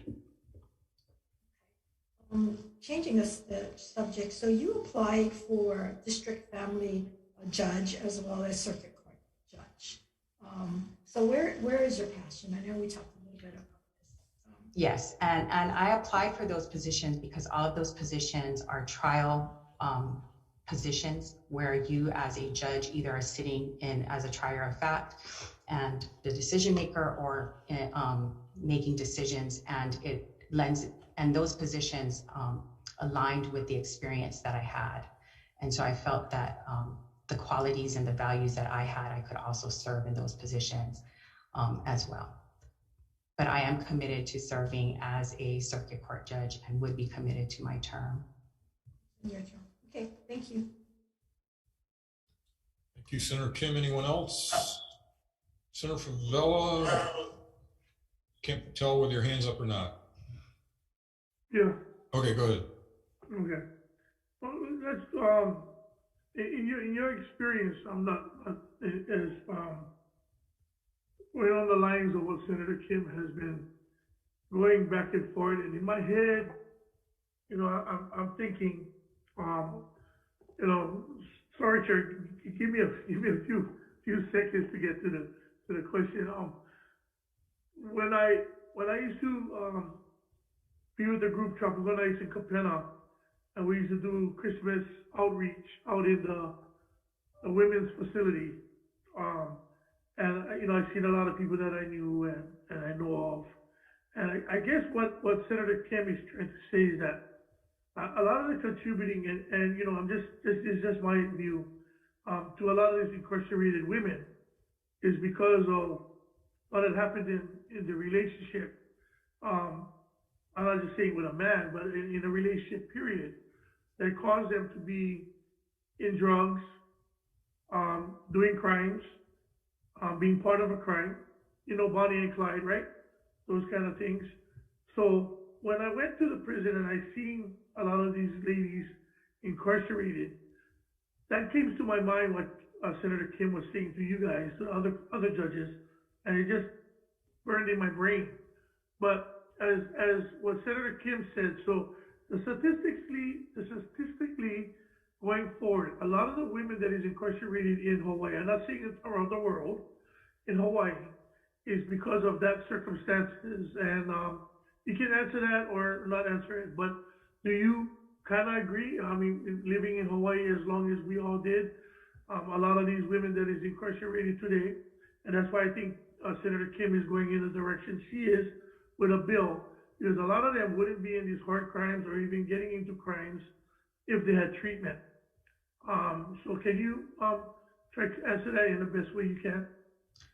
I think that's very true for many individuals. I think it's very true for women, but I also think it's very true for men. When I look at the statistics regarding those who are incarcerated, and I haven't looked at the statistic recently, we discussed this yesterday. I believe about 73% of the prison population has some form of mental health or substance abuse problem. So it is something certainly that drives the system, so to speak. And if there are ways that can be better address those issues, then certainly if the legislature proposes that and allows that for consideration, then that is something that we as judges would have in our tool belt to be able to utilize for purposes of imposing a fair and just sentence. And going forward with that, right now, our CCC is overflowing with people waiting for their trials. How do you feel about nonviolent offenders being released into the community with one of those ankle bracelets kind of monitoring thing, so that they don't commit and do a crime while they're waiting for a traffic citation or something like that, and do more violent crimes? How do you would feel about letting nonviolent offenders out into their trial date?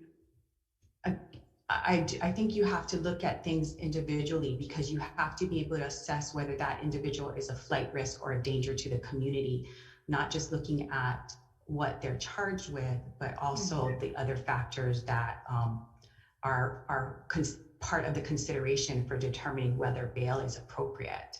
And you need to look again at their background, and if they've had other issues of flight or other issues of dangerousness, that because you have to balance, as a judge, you're required to balance the need to protect an individual, but the individual rights of a defendant who's pending trial.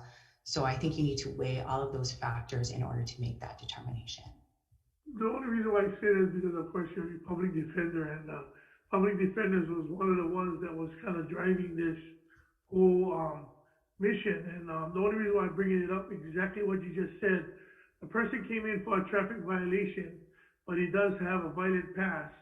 So they released the person, and I'm not gonna say the district, but when they released him, not even 24 hours, he committed murder. You know, and that's something that the family's dealing with now, that if they really looked into his background, like you said, and not just releasing him pending the charges that he was being charged at the time, I think it would have been a better process. So thank you for sharing that, and I really appreciate that. Thank you. Thank you, Chair. Thank you. Members, any other questions? Okay, seeing none, let's thank you very much, Ms. Park. We'll go ahead and move on to Governor's message number 4. Thank you. Thank you. Governor's message number 4 is submitting for consideration and confirmation of the Circuit Court of the Second Circuit, which is Maui County Judicial Nominee Kirsten M. Hammond, for a period to expire in 10 years. First up on GM number 4 is, okay, we don't have any anyone who wanted to testify in person. We have 11 written testifiers in support, and Mr. Levi Ho'okano for the Hawaii State Bar Association, who is patiently waiting and is still here. Go ahead, Mr. Ho'okano. Good morning again, Chair, Vice Chair, and members of the Senate Judiciary Committee. Thank you for the opportunity to testify on behalf of Kirsten M. Hammond for a position at the Circuit Court of the Second Circuit. Judge Hammond, she's an experienced judge who is committed to serving the community on Maui. Her experience as a district judge will allow her to hit the ground running at the Circuit Court, especially in a circuit where you know, they need cases involving individual civil rights, such as dealing with Special Education and Rehabilitation Acts, Americans with Disabilities. She really cares about her clients and her community when she was a private practitioner. She's worked in government for a good part of her career, as well as in private practice, and she's very community oriented. She served on the Supreme Court's Wellbeing Task Force to ensure that our members here in Hawaii, our attorney members, take into consideration their mental health and physical well-being in an industry where we have increasing suicide rates and increasing problems with mental and physical health. So she really cares about us and her community, and she has the passion to do the job correctly, is a fair and balanced judge. And we know that she will do her job well at the Circuit Court. So considering all of her experience and member comments, the Hawaii State Bar Association does find Ms. Judge Hammond to be qualified as a circuit judge for the Second Circuit. Thank you. Thank you very much, Mr. Ho'okano. Members, any questions for Mr. Ho'okano? Okay, seeing none, Judge Hammond, if you'd like to make an opening statement, please proceed.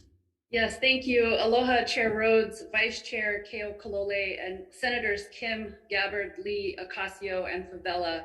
I'm honored to be here today to ask you for your support for my appointment to the Second Circuit Court by Governor Ige.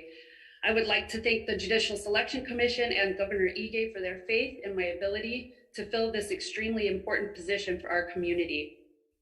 I want to thank each of you for taking the time to meet with me individually.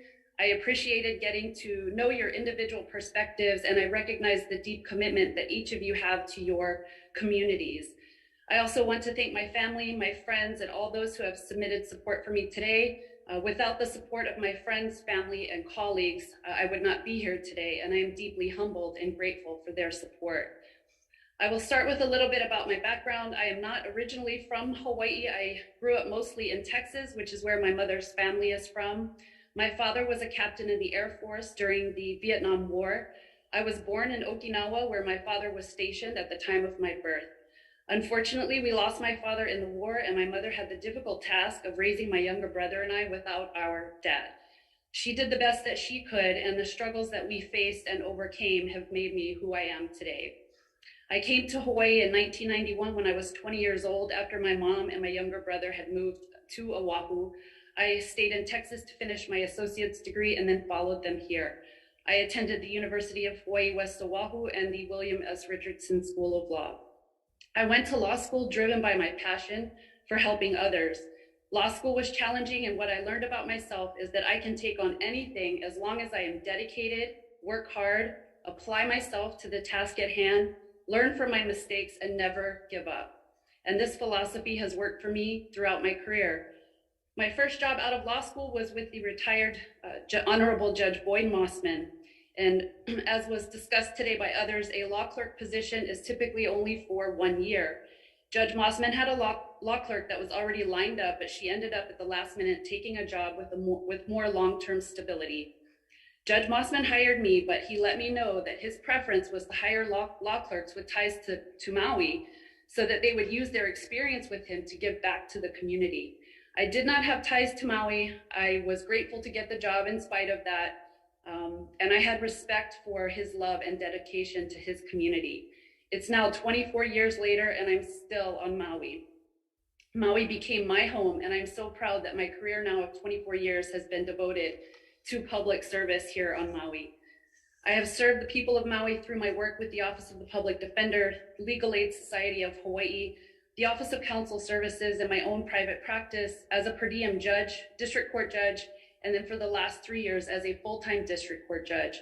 All of these positions have shaped myself and my perspective in different ways. As a deputy public defender, I represented indigent clients accused of crimes at all levels of the court system, district court, family court, circuit court. This is where I learned to litigate and conduct trials. I gained a deep respect for our system of criminal justice and compassion for the people that I served.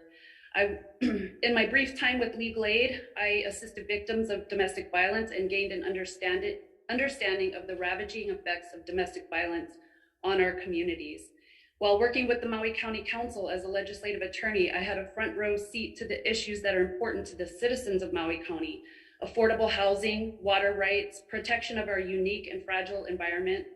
I assisted the council members with drafting legislation and making laws at the county level to make Maui a better place for us all. In my own private practice, I help families and children in divorce cases, child protective cases, and special education cases. This work gave me the unique understanding of the diversity of people and families living within our community. As a district court judge, I interact every day with the citizens of our community who come from all walks of life, seeking justice from the court system. All of these different perspectives shape who I am as a person and as a judge. I am up for the challenge I know that the circuit court will bring.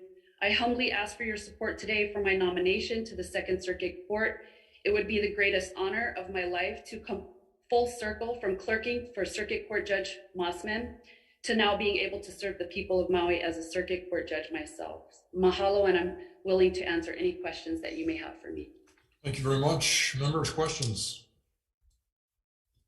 I'll start. So right now, you're actually serving in this position that have applied for. Is that correct? No, that's not correct. I'm still in district court. Okay, I thought you had been temporarily assigned to circuit court. No, am I wrong about that?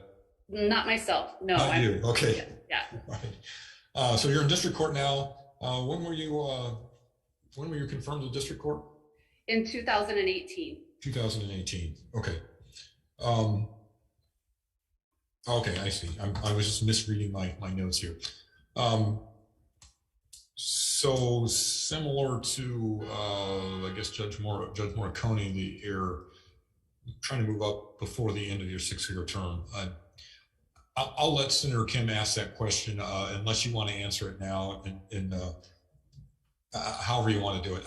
It's not really a question. I'm just trying to figure out exactly what's going on there. So then you're set to replace the vacancy created by the retirement of Rhonda Liu, Judge Rhonda Liu. Was hers a criminal calendar or a civil calendar? The circuit court judges here in Maui handle both civil and split. Okay. So which part of it do you think you'd enjoy most, or do you have a preference? I wouldn't say I have a preference. My background is mostly in criminal law, so I'm more comfortable in that area. I do feel like I have a lot to learn on the side of civil, but I have been presiding over the civil calendar in district court. I do have civil experience in my practice, although not at the jury trial level, but I am looking forward to taking on the task of being a circuit court judge and handling any case that comes before me, because they're all important. Okay, thank you. Members, any other questions? Senator Kim. Thank you. Oh, obviously, I need to be consistent and ask you similarly as I have previously on other appointees. So you were appointed same time, 2018, and so why are you not serving your term? And what are the circumstances? All right, well, I appreciate the question, Senator. And I actually did not apply right away. When I saw that the Judicial Selection Commission had extended the deadline for the application for circuit court, it indicated to me that we did not have enough applicants for the position. So thinking about my experience and what I bring to the table, and knowing that eventually I would like the challenge of the circuit court, and also, frankly, the fact that we're losing our only female circuit court judge, our first and only being female, and having the qualifications and the skills, I felt it was important for me to use this time to go ahead and apply and give back to the community. How many circuit court judges is there in Maui? There are 4. There's just 4, and so there's that one vacancy. Yes. And so you'd be the only woman there. Let me just state, while I am, consistent and try to hope that people who come before us and tell us how passionate they are and how they want a position, and then they move quickly, there are extenuating circumstances, and I understand. And we had a judge that came and was only there for less than a year and applied for another position, and I thought that was not acceptable at that point in time. So in the time that you've been the judge, similar amount of time, 3 years, right? How many committees have you served on in the administrative and judiciary? Well, I've served on the Hawaii Task Force for Lawyer Wellbeing, as Mr. Ho'okano indicated. So I served on that committee. I served on the committee on operations during the pandemic, as far as how courts were going to get back, open up the courtrooms, what the technology that we needed to provide access to justice so that individuals could access the court system. I have also served on the Hawaii State Trial Judges Association. I currently serve on that. I also have, as a district court judge, presiding over the landlord-tenant calendar with the recent passage of the law, Act 57, and the anticipated changes, and making sure that we educate the public. I participated in roundtable discussions with other leaders in the community to educate the public on what the changes were, what to expect, where to go for rental assistance, and what to expect from the court system once the moratorium was lifted. So those are. How important is it for sitting judges to get involved administratively and volunteer to be on committees? Does that show your commitment to the judiciary? Well, absolutely. I think the judiciary, has a responsibility to the legal community and the court system and the legal community in general. We have a duty to work with everyone to make sure that the public has confidence in our legal system. And I am looking at your cases. Again, I want to be consistent. And it says You've had 20 criminal cases tried by jury, 22 verdicts, 15 as lead, 100 cases tried as a judge in non-criminal cases. So you've had quite a bit of experience going in. And how many people actually then applied for circuit court judge? For this position? That position. There were 6 individuals. Actually, I think there were initially 7, but one person withdrew the application prior to consideration. So there were a total of 6. So when they extended it, how many people had applied? You know, honestly, that I don't know. I only see the results after. I will say that there were only 2 women who applied, and I was one of them, and I applied after. But I don't know when everybody else applied. And are you committing to serve your 10 years, barring, unforeseen circumstances? I am. Like I said in my opening statement, this would be the greatest honor of my life to be appointed to a circuit court position here in Maui. Thank you very much. All right. Members, any other questions? Thank you, Senator Kim. Senator Keokalole. Thank you, Chair. So, I asked the prior 2 nominees about systemic issues, and you said in your opening statement, you talked about your experience working with indigent populations and folks who struggle and in a lot of ways end up interacting with the system more than the broader population as a result of that.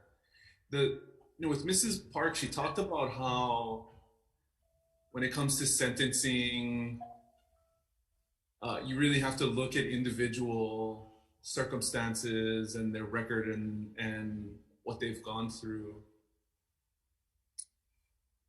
But I'm wondering how you would respond to there's a balance to that, because she also mentioned that in a lot of cases, for those folks, the real answer is treatment or some sort of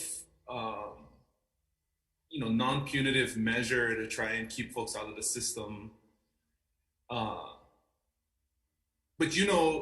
from your experience that the reality is that a lot of that, there's just a lack of access to so many of those types of services that would be helpful to folks. And in court, you have to deal with the case in front of you and the individual who's in front of you. And, you can't legislate from the bench in that way. So how do you balance the two? We've tried to, and are continually working to build out pieces, of the system to try and address things like mental health and substance abuse and trauma and a lot of these underlying issues that cause folks to end up in the system and even committing crimes. We can't have, as the chair said earlier, we can't have you as a judge ignoring sentencing guidelines and the law to allow people to avoid jail time for crimes they've committed and punishments that need to be served. But there's a real problem here, and I'm wondering how, given the dearth of experience you have with working with these types of communities, how you approach that from the bench. Well, again, like the others, as a trial judge, we are required to follow the law and the sentencing factors in 706-606, and that includes balancing all of that, as the others have said, the nature and circumstances of the defendant, the nature and circumstances of the offense, the need for rehabilitation, also the need for punishment, and considering the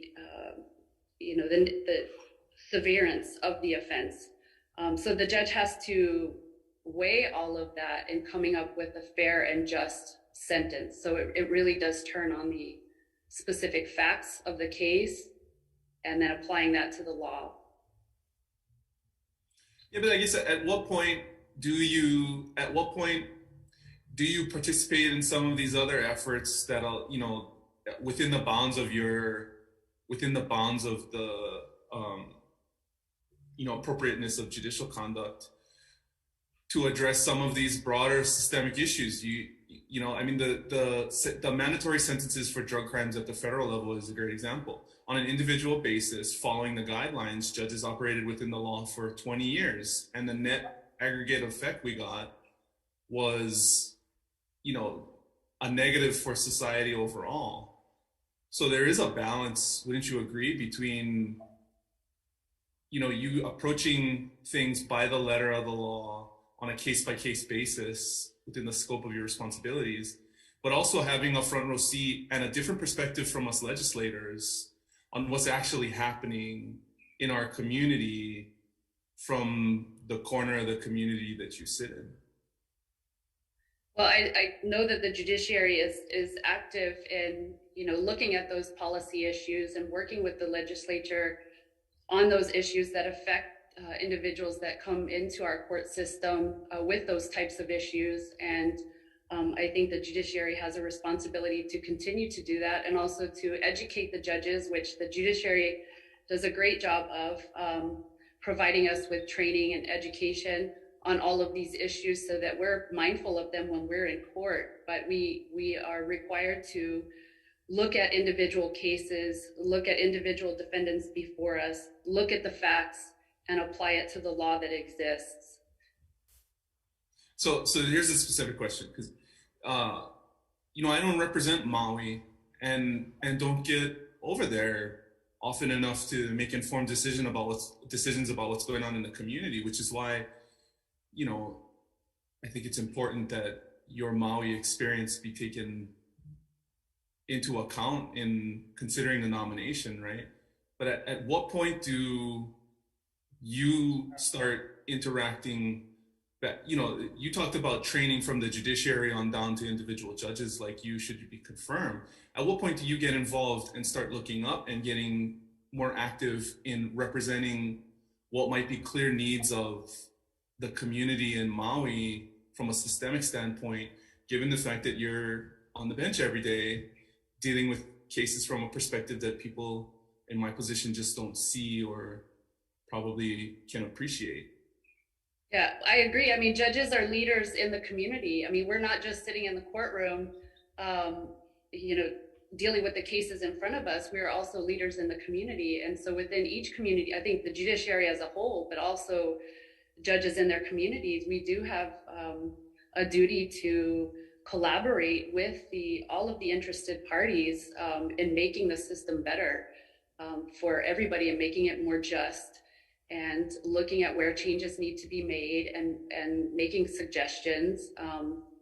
But again, as a trial judge and talking about a specific case, I'm required to follow the law and look at the facts of each individual case. But I agree that judges do play a vital role. We are leaders in the community, and we have a duty to participate in making sure that there are systemic changes. I appreciate your answer, and if confirmed, I do hope that you'll consider that going forward. Thank you. Thank you, Chair. Thank you. I do have a follow-up question to Vice Chair Keokalole. So I'm just curious, I mean, at the district court level, you know what the workload is like. Well, can you tell us what the workload is like at the district court right now? I mean, is this an 8-hour-a-day job? Yeah, it's and then some. I mean, we have very voluminous cases every day. Mondays in district court are civil days where we're doing TROs, small claims. We're doing the regular claims calendar, the return calendar, and the landlord-tenant cases, trials, civil trials in the courtrooms, and that's just in Wailuku District Court. Then we also have we have Hana District Court once a month. We also have Molokai District Court twice a month, and District Court on Lanai also twice a month.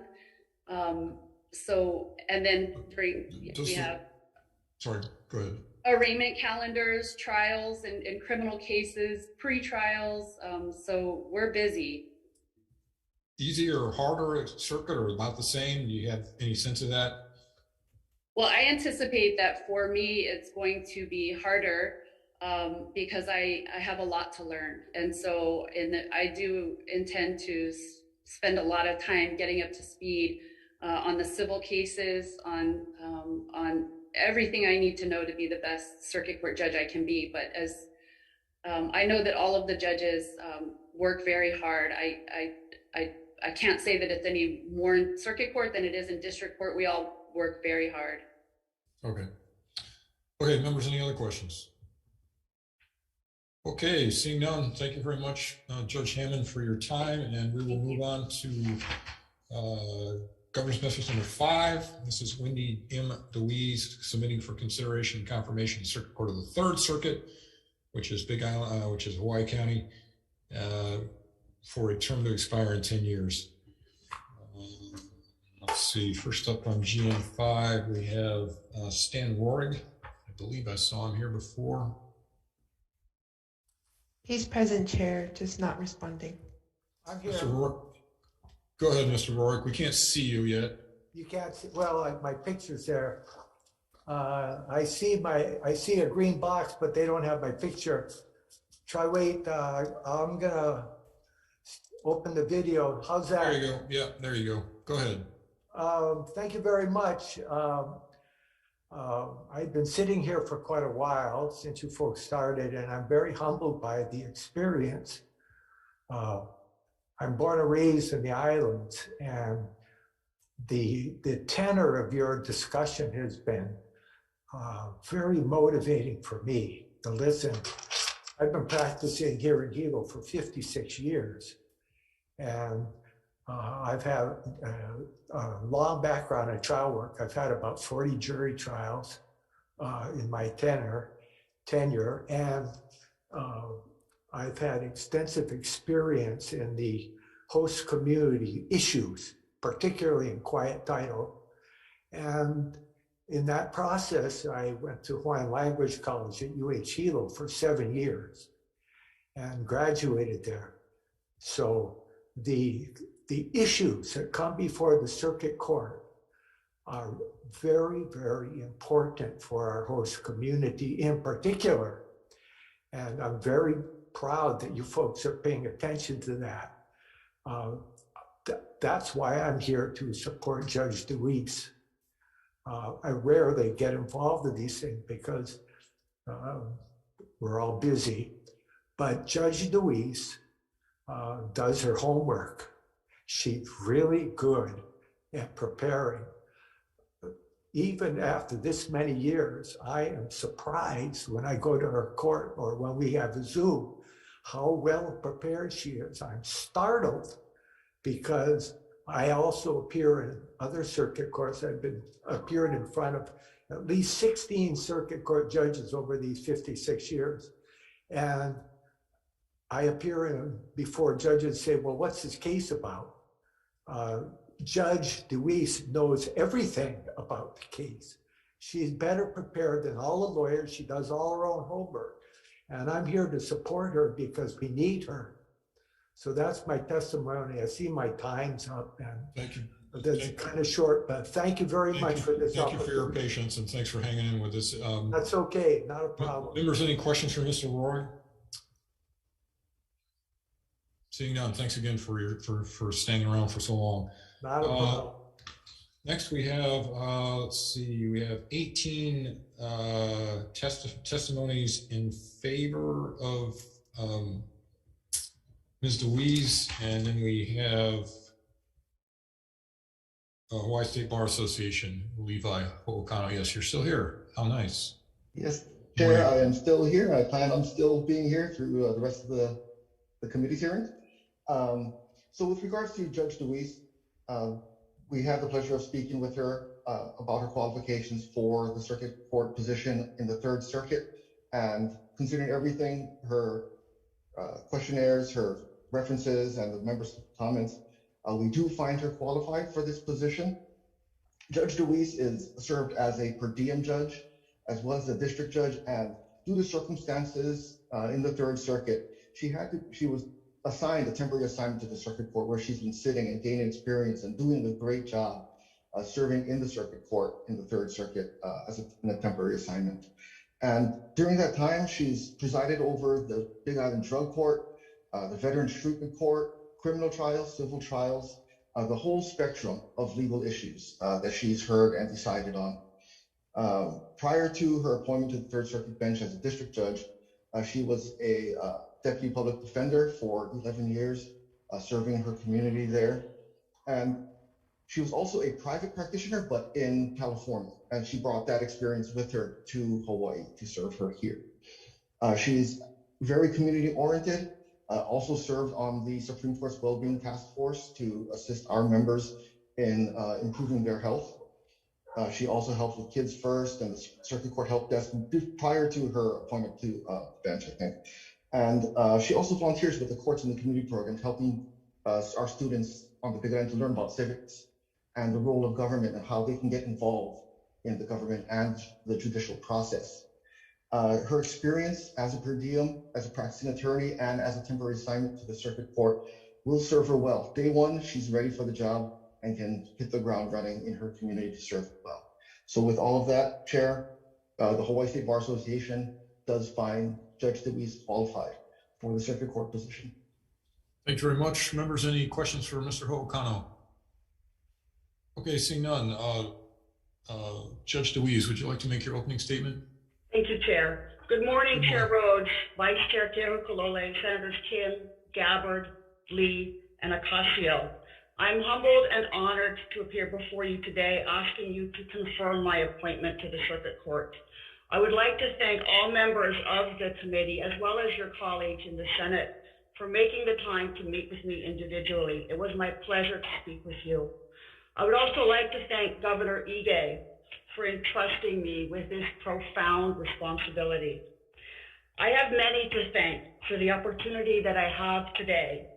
I would not be sitting here before you without the support, guidance, and confidence of so many, too many to thank today. However, I do want to just mention a few. I would like to thank Chief Admin Judge Robert Kim for guiding me and helping me to adjust to Circuit Court since my assignment here last year in July. I'm grateful that he is always there to encourage me, to brainstorm, and to answer my many questions. I would also like to thank retired Chief Administrative Judge Melvin Fugino for having had faith in my abilities and giving me the opportunity in Circuit Court to sit and serve as a Circuit Court judge. And last, but certainly not least, I'm eternally grateful to retired Chief Administrative Judge Ronald Ibarra, who is the proverbial OG of admin judges here in the Third Circuit, who hired me as his law clerk in 2005, who took me under his wing, and at times later as a lawyer in his courtroom showed me some tough love, but who has been an incredible mentor to me throughout my professional career. Today, I hope to make him proud by following in his footsteps. His wise words still echo in my mind. When in doubt, follow the law. And that is what I pledged to do. During my informal meetings with you, many of you expressed sincere concerns about the various issues affecting our community. And some of you asked my take on them. And while I did my best to answer your questions and address your concerns, unfortunately, courts are not always designed to solve every problem or right every wrong. And while I hope to bring new perspectives to the bench, at the end of the day, if confirmed as a Circuit Court judge, my obligation is to make decisions and reach the result required by the facts and the law, no matter what my personal preference may be. While I have been a lawyer for 26 years and a judge for 3 of those, sitting in Circuit Court now for almost 16 months, every day at work, I'm confronted with something new. I realize I do not know everything. I realize I have a lot to learn, but I can make this promise. If I do not know the law, I pledge to learn it. If I'm unfamiliar with an issue, I pledge to research it. If I have questions, I pledge to seek answers. All members of the community deserve an independent, thoughtful, and committed judge who can be compassionate, fair, and decisive, and who will not be swayed by public pressure, private interests, or personal ideology. For me, just be another day at work. But for the litigants who come before me, it is their day in court. For some, it is their property or livelihoods that are at stake. For some, it's custody of their children. And for others, it's their freedom. And I pledge to remain mindful of this, as well as the bigger impact that my decisions can have beyond the courtroom on individuals and victims, on families, and on our community as a whole, but always within the confines of what the law allows. As a judge, I'm passionate about the treatment courts, Big Island Drug Court, Veterans Treatment Court. I'm excited to take on the challenges presented by the myriad of other cases that come before me on a daily basis. I believe I come to the circuit court with a breadth of experience, and if confirmed, I look forward to continuing to serve the Kona community in a new capacity. It would be the honor of a lifetime to serve as a circuit court judge. I realize I have some big shoes to fill, but if confirmed, I pledge to faithfully and impartially discharge my duties as a circuit court judge. I thank you for your time and attention, and I look forward to answering any questions you may have. Mahalo. Thank you very much. Members, questions? Senator Kim. Thank you. I'm going to start off because I'm going to have to catch a flight. So thank you very much, Judge Louise. For some reason, all three of you all were appointed in 2018. And for some reason, all three decided not to fill out your term. And again, I know there's extenuating circumstances. So you want to share with us, why is it that you applied for this position before your term was like halfway through? Okay, so while I started in family court, and I make no mistake, I was passionate about family court, and I'm still passionate about issues involving the families in our community. But Judge Fugino, who was the chief administrative judge, retired very suddenly and before the end of his term. And before he left, he temporarily assigned me to circuit court.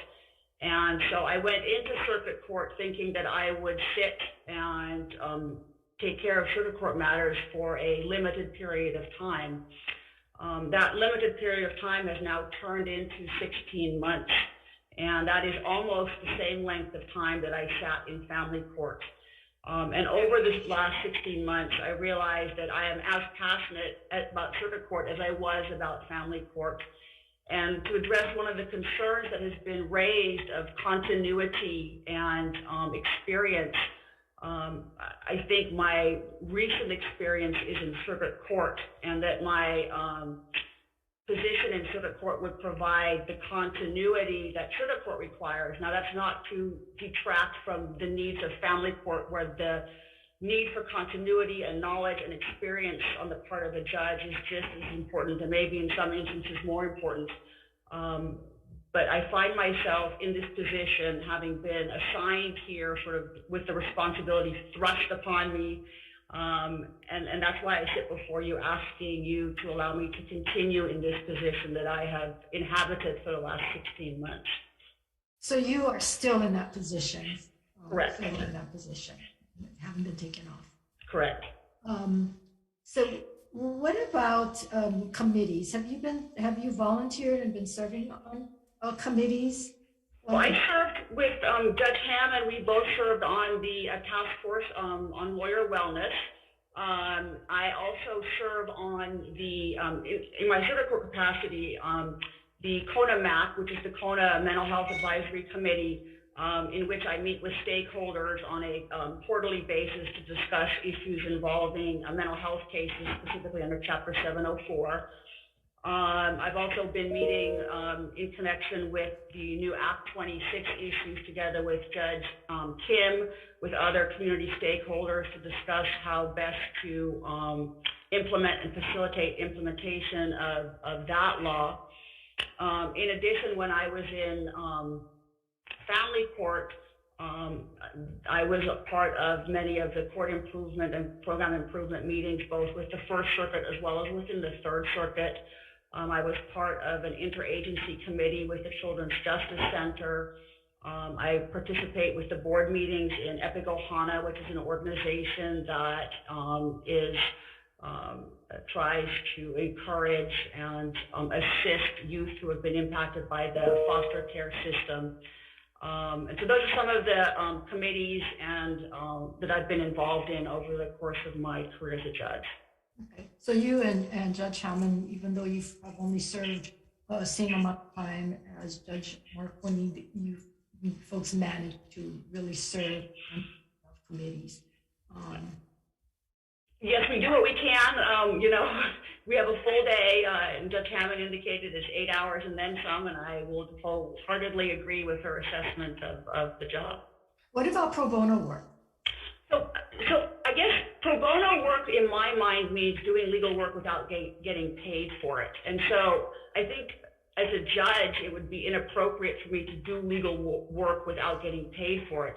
I think though, as a judge, you can do community service work, although you have to be mindful and careful about what type of community service work you do. So like Judge Morcone, since I was appointed to the bench, I have not done what you would maybe call pro bono work, which is legal work without pay. However, I have been involved in various community service opportunities as stated by Mr. Holcano, such as Ports in the Community, the Children's First program, where I volunteered my time to teach families about parenting issues and family court and things of that nature. So within what's permitted, and I think within what's appropriate as a judge, I try to involve myself as much as possible. Okay, thank you for that. How many circuit court judges in the Big Island? 4, 2 on the Kona side and 2 on the Hilo side, and if confirmed, I'd be the only female. Okay, great. Thank you. Thank you. Members, any other questions? I'll ask one. So in the Third Circuit, you guys, you don't have criminal judges and civil judges, right? Civil circuit court judges. It's just you get both. Correct. Okay. So when you're on the criminal side and you run into a defendant who, from your lay opinion from the bench, would appear to have mental illness issues, what's your approach to that? So I guess it would depend on what stage of the proceedings we're at. If we're at the early stages, clearly it's best to have an intervention, whether it's in the form of a motion for mental health evaluation early on in the case so that there is not unnecessary delay in the proceedings. If it's a situation where somebody's already, say, on probation and mental health issues come up, then frequently at the time of for example, a motion to revoke, there's a discussion with the probation officer about what is being done. Certainly, I'm aware of the problem, not just in Hawaii, but across the whole nation, where the judicial system seems to be or has been described as the repository for failed community interventions. And so I realize that, sometimes, I'm dealing with individuals who have had the benefit of community interventions, but who needed the hammer of jail over their head or a talk with the judge in court to actually avail themselves of the help that's out there. But I as a treatment court judge, I firmly believe in treatment, and that treatment can have a better outcome than a strictly punitive type sentence in the appropriate cases. And so with the Veterans Treatment Court, we work very closely with the VA and things like that to make sure that those who have served our country get the necessary treatment before we take any further action in connection with incarceration or what have you. Okay, thank you. Members, any other queries? Sure. So, Bella, is that Yes, that's me. Okay, go ahead. Since we've been talking about a lot of mental illness, going forward, how can we, the judiciary and legislators, work with the communities that we have mental illness falling upon our community, in the homeless community, that we cannot get help on either way because they fall between the cracks of cannot consent for medical treatment and refusal to go into a program knowing that they've been on the street and being victimized in a lot of cases. I don't want to say it because we're on Zoom now. So there's a person that's in my community right now falling between the cracks and being victimized pretty much on a nightly basis in our parks. And I'm just really struck on how we can go through the judiciary system in getting this person help and how can we as legislators make a bill or something to rescue with dignity for this person going forward. Do you have any ideas? Well, I think if I had the answer to that question, I'd be lucky. I think many people have struggled with that, but that's a very valid question. So I think that there is a necessity for interventions at different stages because the individuals who I see have already progressed through a number of phases in their life where there could have been interventions. Maybe there were none, maybe the person wasn't willing, ready, and able, maybe they failed. So I'm a strong believer when it comes to mental health to make sure that there are interventions available in a community early on, and that those interventions focus at least initially on diversion and connecting the person with services. For example, LEAD programs, mental health diversion programs, where police are not required to arrest and charge, where police have the discretion to take somebody to the hospital, to take somebody to Hope Services or something like that. And then along the way, if that doesn't work, there are interventions, maybe even at the prosecutor's office, where they're asked to charge or not charge somebody, and maybe there could be interventions there, so that by the time the person gets into the judicial system, and I have to be the heavy, so to speak, I have some sense that this person has been provided services and can get some information based on that background to determine how to best, whether it's sentence the person or place the person on conditional release or what have you. So that information helps me as a judge then do the right thing once the person does end up in the judicial system. Thank you. Thank you, Chair. Thank you. Members, any other questions? All right, seeing none, thank you very much, Judge DeWeese. We'll go ahead and move on to the... Thank you. Thank you. To Judiciary Communication number 1. This is Kimberly B.M. Taniyama, submitting for consideration and confirmation of District Court of the Third Circuit for a term to expire in 6 years. Ms. Taniyama has, 20 testifiers in support, none of whom have signed up to come in person or by Zoom, which brings us to Levi Ho'okano from HSBA. You're still here. It's still morning. Good morning again. Bill, good morning. Thank you, Chair Rose, Vice Chair Keohokalole. We've made it this far. Thank you so much for the opportunity to testify on behalf of Ms. Kimberly Taniyama. Our Bar Association Board of Directors, we did go through our usual procedures in evaluating a nominee, and after considering her application, her questionnaires, her references, as well as member comments, we do find her qualified to serve as a judge in the District Court of the Third Circuit. Ms. Taniyama serves as a prosecuting attorney as well as a private practitioner within her community in West Hawaii. She has extensive legal experience, has a high regard for the rule of law, ethics, and fairness, listening to all sides of an issue and being firm when she has to.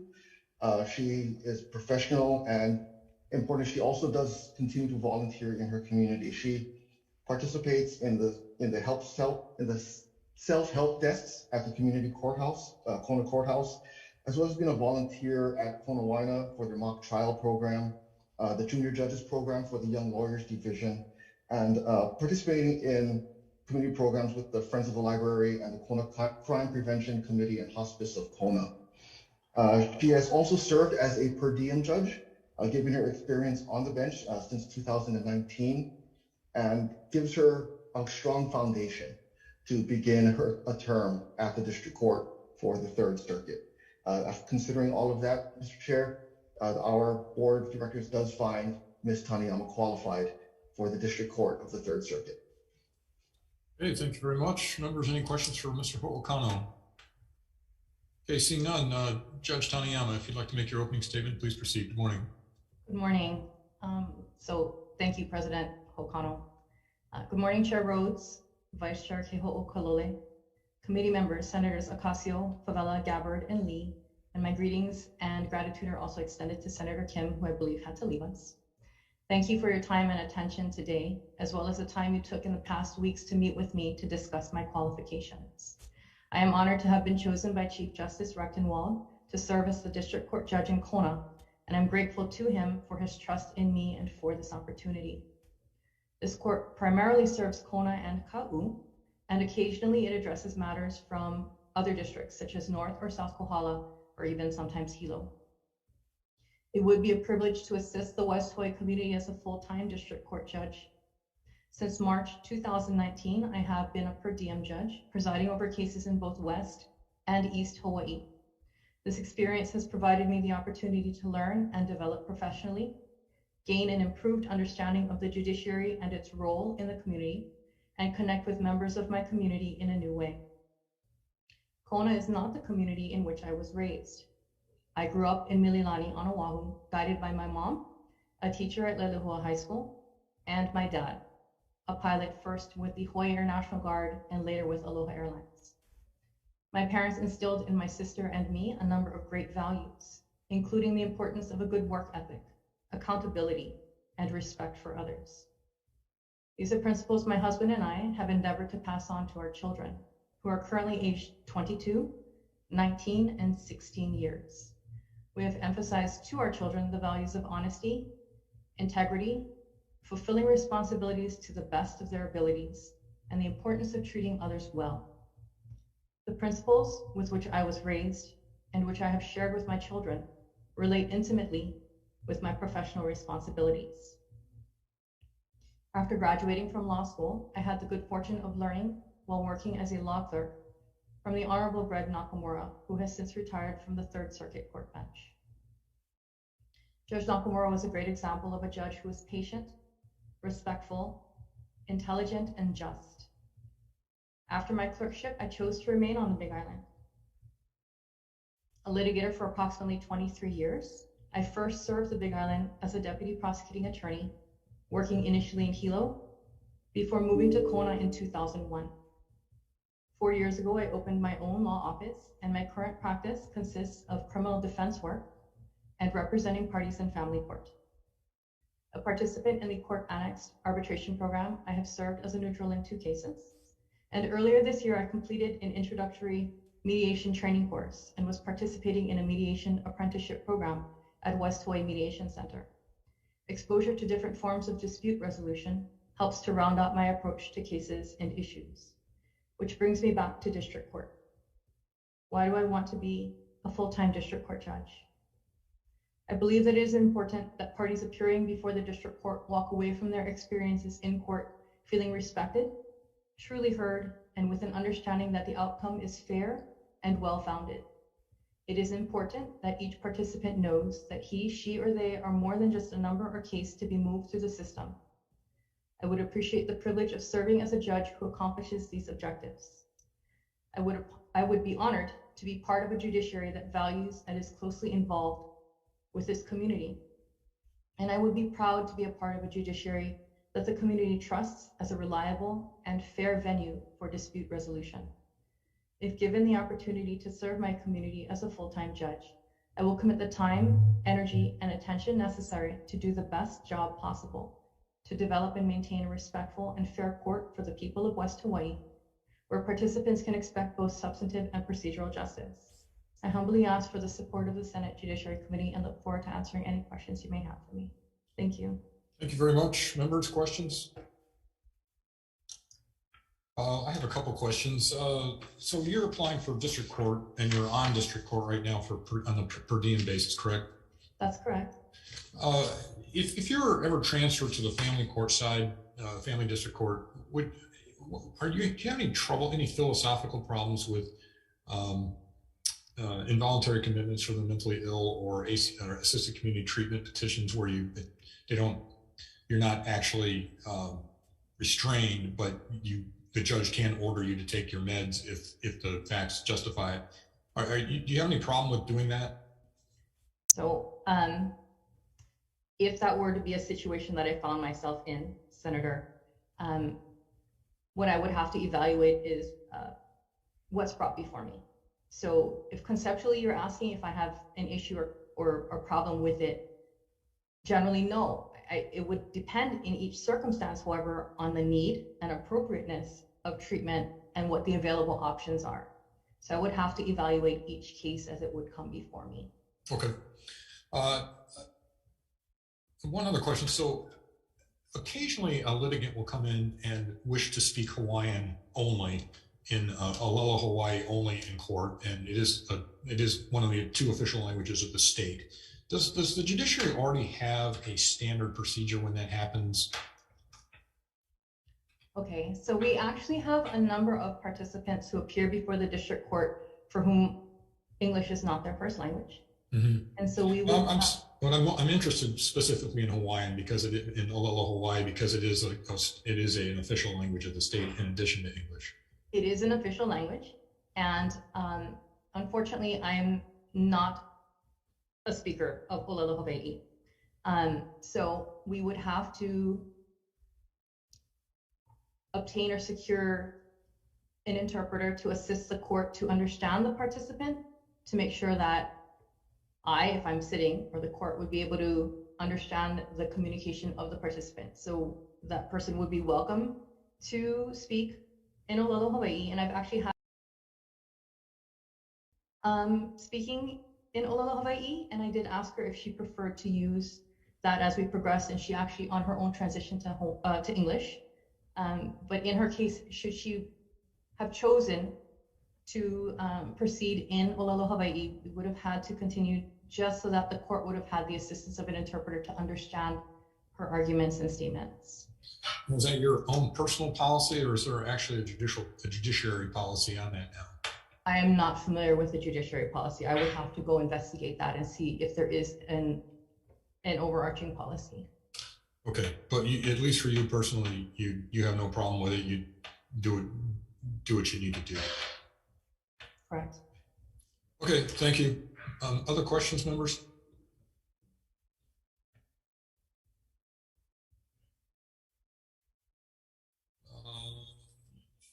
I don't see any other questions. Okay, then we are complete for today. As I mentioned at the beginning of the hearing, we will not be voting in the committee until tomorrow, the 28th of October at 10:30 a.m. and it'll also be video conferenced shortly after our floor session. So unless there's any other comments, we are adjourned.